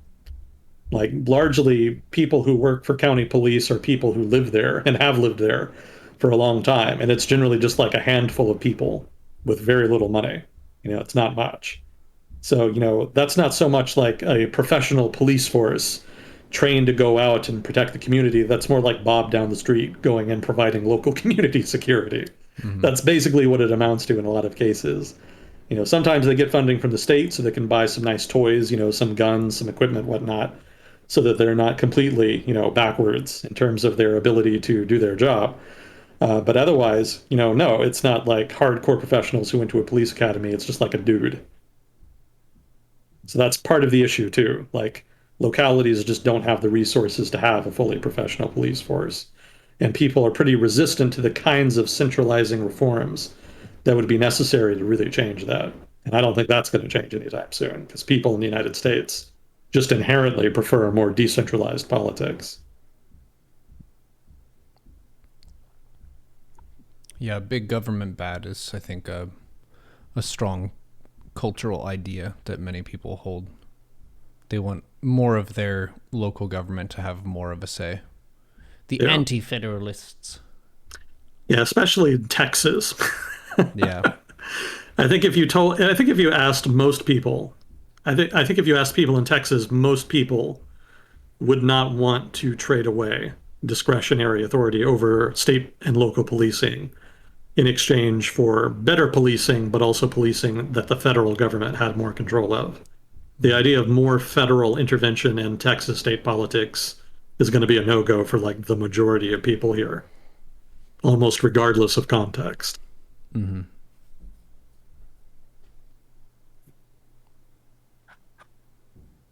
Going to be those issues that we're going to see us waffling on for a long time, I imagine. Yeah, if there's hope, it's more in the urban areas, like the built-up cities, because generally that's more where the problems are anyway. That's not to say rural areas don't have problems. They definitely have lots of problems. But in terms of headline-grabbing crime, the kinds of stuff that causes protests and causes major discord in society, mostly that happens in cities. So if you can make police more professional there and help heal, community policing ties in places like that, that'll go a long way to improving things. Because cities in general have more resources anyway.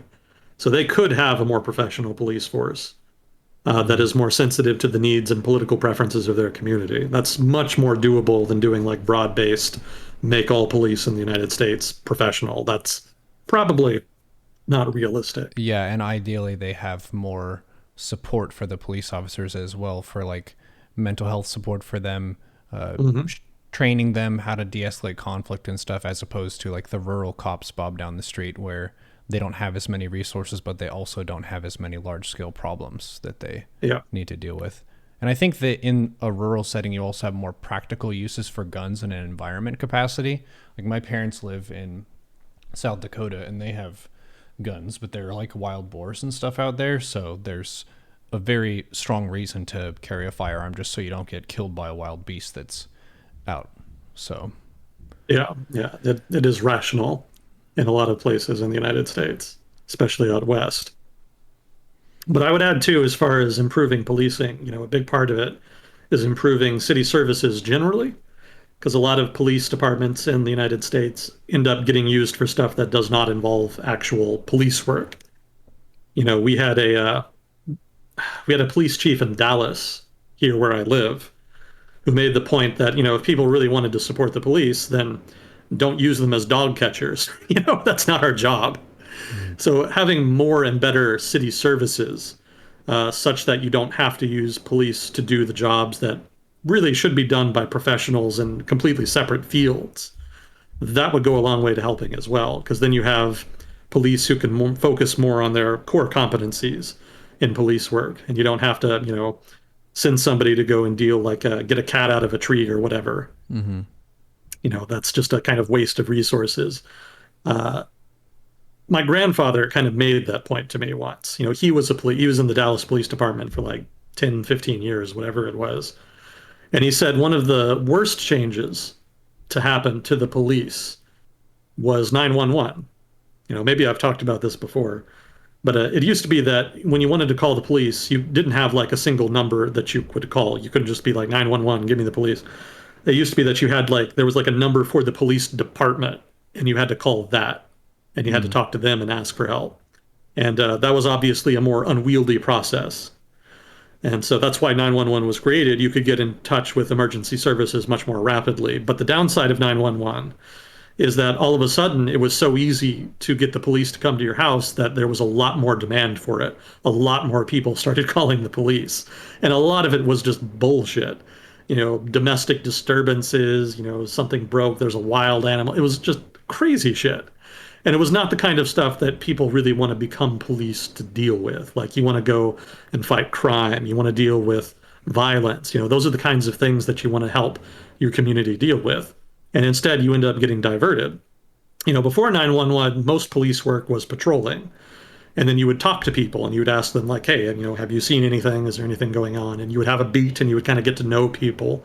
It was a more classical style of policing. But after 911, most police work was just responding to 911 calls. And again, most of it was just bullshit. And that meant that you really just didn't have the time to actually build a rapport with the community, talk to people. Now when cops go out and build a rapport like that, it's because they really specifically dedicate some cops to that duty. Like, a department will just have people and they say, okay, your job is to go out and do this community trust building thing. And you go do that. But meanwhile, all of their peers are just going out and they're doing the 911 thing. Just, okay, we got a 911 call here, got a 911 call there, we got a 911 call over here. And they just keep coming, all through your shift. So the actual police work that we want, which is community building, that stuff kind of gets shunted aside as a result of that. And that's just, that's not like a cure. I'm not saying get rid of 911. I'm just saying that part of the reason that policing has become a little more communitarian and a little less warm, a little less familiar to people, is partly because of that change. Policing as an institution has problems that kind of go beyond just bad cops and racism and whatnot. There are like specific institutional factors that have inhibited the ability of police to be as good at their jobs and as focused on their jobs as even they themselves would like. 911 among them, but also cutbacks in city services also. So, all of that stuff is stuff that you could fix. Again, having more city services, addressing 911 and trying to change that. Partly in Dallas, we dealt with that by having a new number created for non-emergencies. So if you just need information, or if you just you need help but it's not critical, you have 411, I think it is. Something like that. They have like some other number you can call. And so that helps take some of the workload off of the police as a result. So, reforms like that are kind of what's needed in order to really allow urban police in particular to be able to be more professional, like what people want them to be. You can also do things that police don't want to do, which they're not going to like, which is to change standard operating procedure, which is something that I've not seen people really talk about. Like, even at the height of all the protests in 2020, I never really heard anybody talk substantively about changing standard operating procedure. And that's a big part of police work. Like, everything police do is something that is almost everything police do is something written down in a book as a guide to how to deal with given situations. Mm-hmm. And in practice, you can't write rules for every contingency. Obviously, there's a certain amount of discretionary decision making that you have to allocate just for situations that are unprecedented or which are ambiguous. And that's also partly, by the way, why sergeants are so popular. Well, not popular, important to police work. Sergeants are basically veteran police. And if you're a young police guy and you find yourself in an awkward situation, your immediate go-to is, I need to talk to my sergeant, because they're the ones who kind of know how to deal with that situation. Or even if they don't know how to deal with it, they're going to be able to guide you through it, probably more capable than you can as a rookie officer. which is one of the reasons that you end up with situations like with the George Floyd killing, where you have a bunch of officers who kind of stand around and do nothing. The reason they stood around and did nothing is because those were junior officers. And as a junior officer, it's very uncomfortable to challenge a sergeant, like a senior officer, a guy who has like 20 years experience, because most likely he knows what he's doing and you don't. That's just an implicit assumption that a lot of new cops make on the job. And so when an older cop does something wrong, it really creates a difficult situation. Because as a younger cop, you may say, I don't think that's right. I should probably intervene. But at the same time, you think in your head, well, maybe I'm just wrong. Maybe I just don't know what's happening. Maybe I don't know the rules. I should probably just do nothing here because I'm probably just going to get in trouble. So that's the mental block that a lot of rookie cops face. And that's why you get some of the videos that you've seen over the past couple of years of police kind of sitting by and do nothing. A lot of them, not all of them, but a number of them have been just younger cops who don't feel comfortable challenging that kind of authority because they are, for one, so dependent on it, but also because they themselves don't have the confidence to do that. And confidence is something that's kind of hard to build for people who are new at any job. So it's not any surprising that that would apply as much to cops. It just has much more dire consequences when it happens to cops because, of course, the stakes are much higher in their job than in others. Yeah, for sure. Especially when it involves like human health and their lives and that kind of thing. Yeah, exactly. But anyway, that's kind of a tangent. But yeah, that's why sergeants are so important because they know how to deal with those situations that are not in the rule book. But like I was saying, for the most part, everything police do, they do according to a rule book. Like there's a rough guide on how to deal with situations. So if you can change that rule book to reflect community preferences, that would probably itself improve relations with the community. The trouble is sometimes communities want stupid shit, and cops don't really like the idea of taking on more risk in their job, which already has a lot of risk because stupid shit. And I don't really blame them for that. But the counter argument is sometimes you have to take risks in order to build trust. That was something that I learned when I was reading the counterinsurgency literature back in the day when I was in grad school. Sometimes when you're conducting counterinsurgency operations and you want to build trust with the community, it's not the best thing to just roll into town with like all of your tanks and your armor with fully tricked out infantry. Sometimes you come in with just light infantry and they don't have their helmets on and they just kind of walk around in a community, which makes them vulnerable, but it also makes people a little more at ease with your presence there. Now, that's not a guarantee of building a rapport. Obviously, counterinsurgency is very, very difficult, and I don't think anybody's really done it great. But that's the kind of thing that you have to do if you want a community to trust an authority figure, especially one that has the discretion to use violence. You need to kind of show people that it's safe to be around you. And sometimes that is inherently going to mean taking on more risk to your person. And while police aren't going to like doing that because they already take so many risks, it's going to be necessary, I think. I think that's the only viable outcome here as far as building trust. And so that to me is the inevitable equilibrium that we're going to reach eventually. The only question is, how long does it take? Yeah, that's a little bit of editorial. To circle back, the key phrase that you were saying people weren't talking about enough was discussing the standard operating procedure for police, which is discussing their rule book. Because you've got the human element of what the police officers are doing as human individuals who are there, but then you have the route that they're supposed to follow in given situations and how that changing can have a really big impact on how police work is done across the board. Yeah. That kind of ties into the sentiment that I felt when I went to the Occupy protests a bunch was people had a lot of fire and passion about change, but they weren't able to distill it into something that can be pushed through in terms of rules changing. So you need to basically know what rules are in the way of us having things the way we want them, and how do we like create a plan of action to make that actually change. Yeah, operationalizing reform is always difficult in the best of circumstances. And that's certainly where we are now. Yeah, and just because you can operationalize it doesn't mean that it's necessarily going to change either. Because you mentioned the Hong Kong protests were pretty well defined in terms of what they wanted. Yeah. But it doesn't mean that you necessarily win. Yeah, unfortunately, they were not successful. Although if I had a criticism of the Hong Kong protests, I feel like they took their eye off the ball a little bit. Originally it was just about the extradition, the proposed extradition law.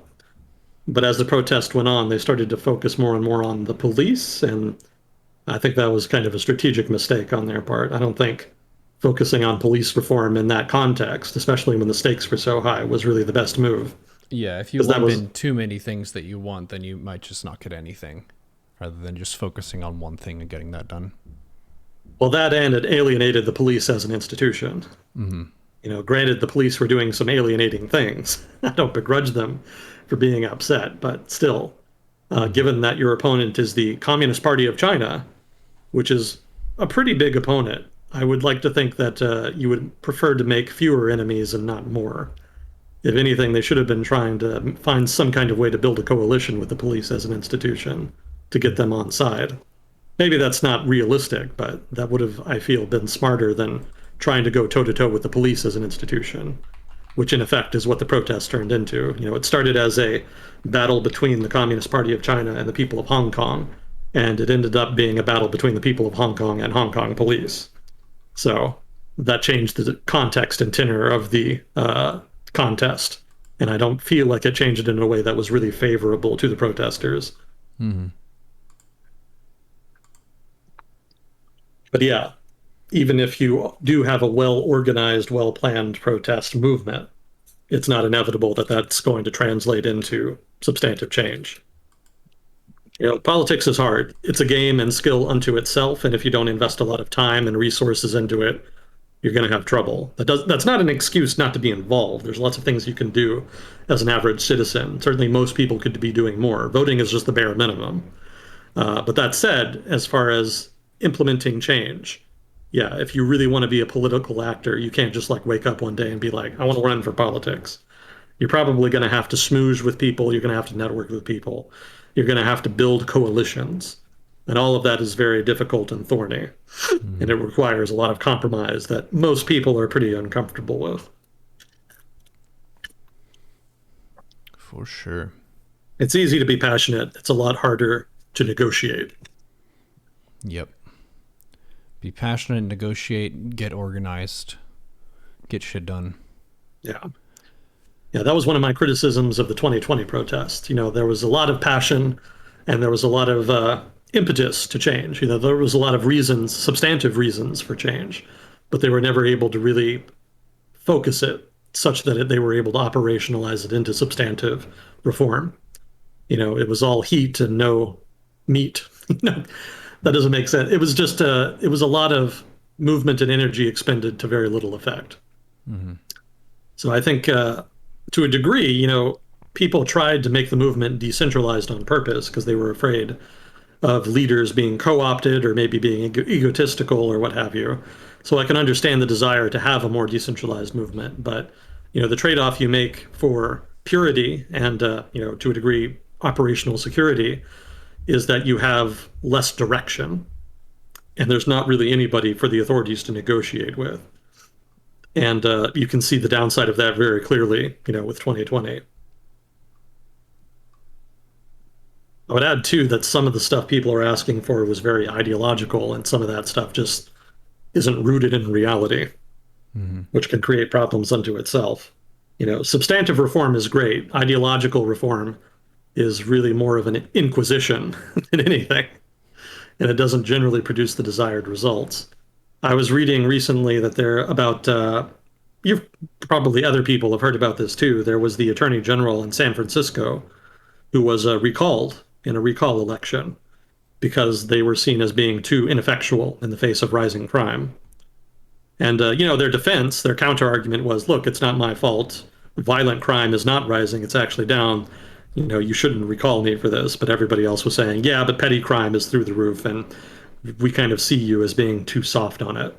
And he was part of a wave of politicians that was elected after 2020, especially in the more left-leaning areas of the country, to try to reform the police, reform the justice system, and try to create a more equitable system of law in the country. And in the case of San Francisco, the results have been so mixed that people kind of got tired of the downside of the trade-offs that ended up getting made. So it's still definitely a left-leaning district, but It seems that some of the more ambitious political objectives have been abandoned in favor of some more moderate objectives.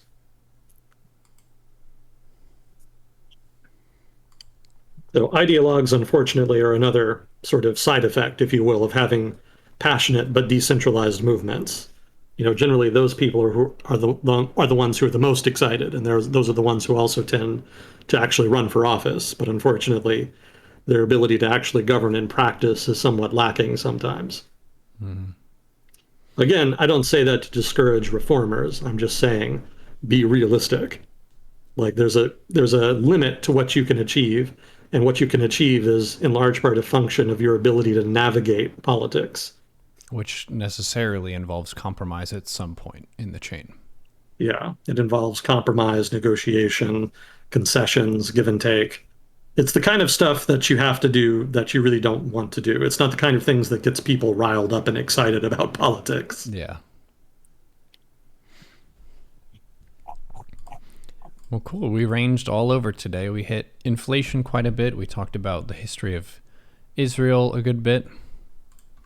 Talked a little bit about guns and the world. Appreciate you, Agent Smith, coming on as always, and Fuzzy Cord for handling questions for us. Chat to you as well.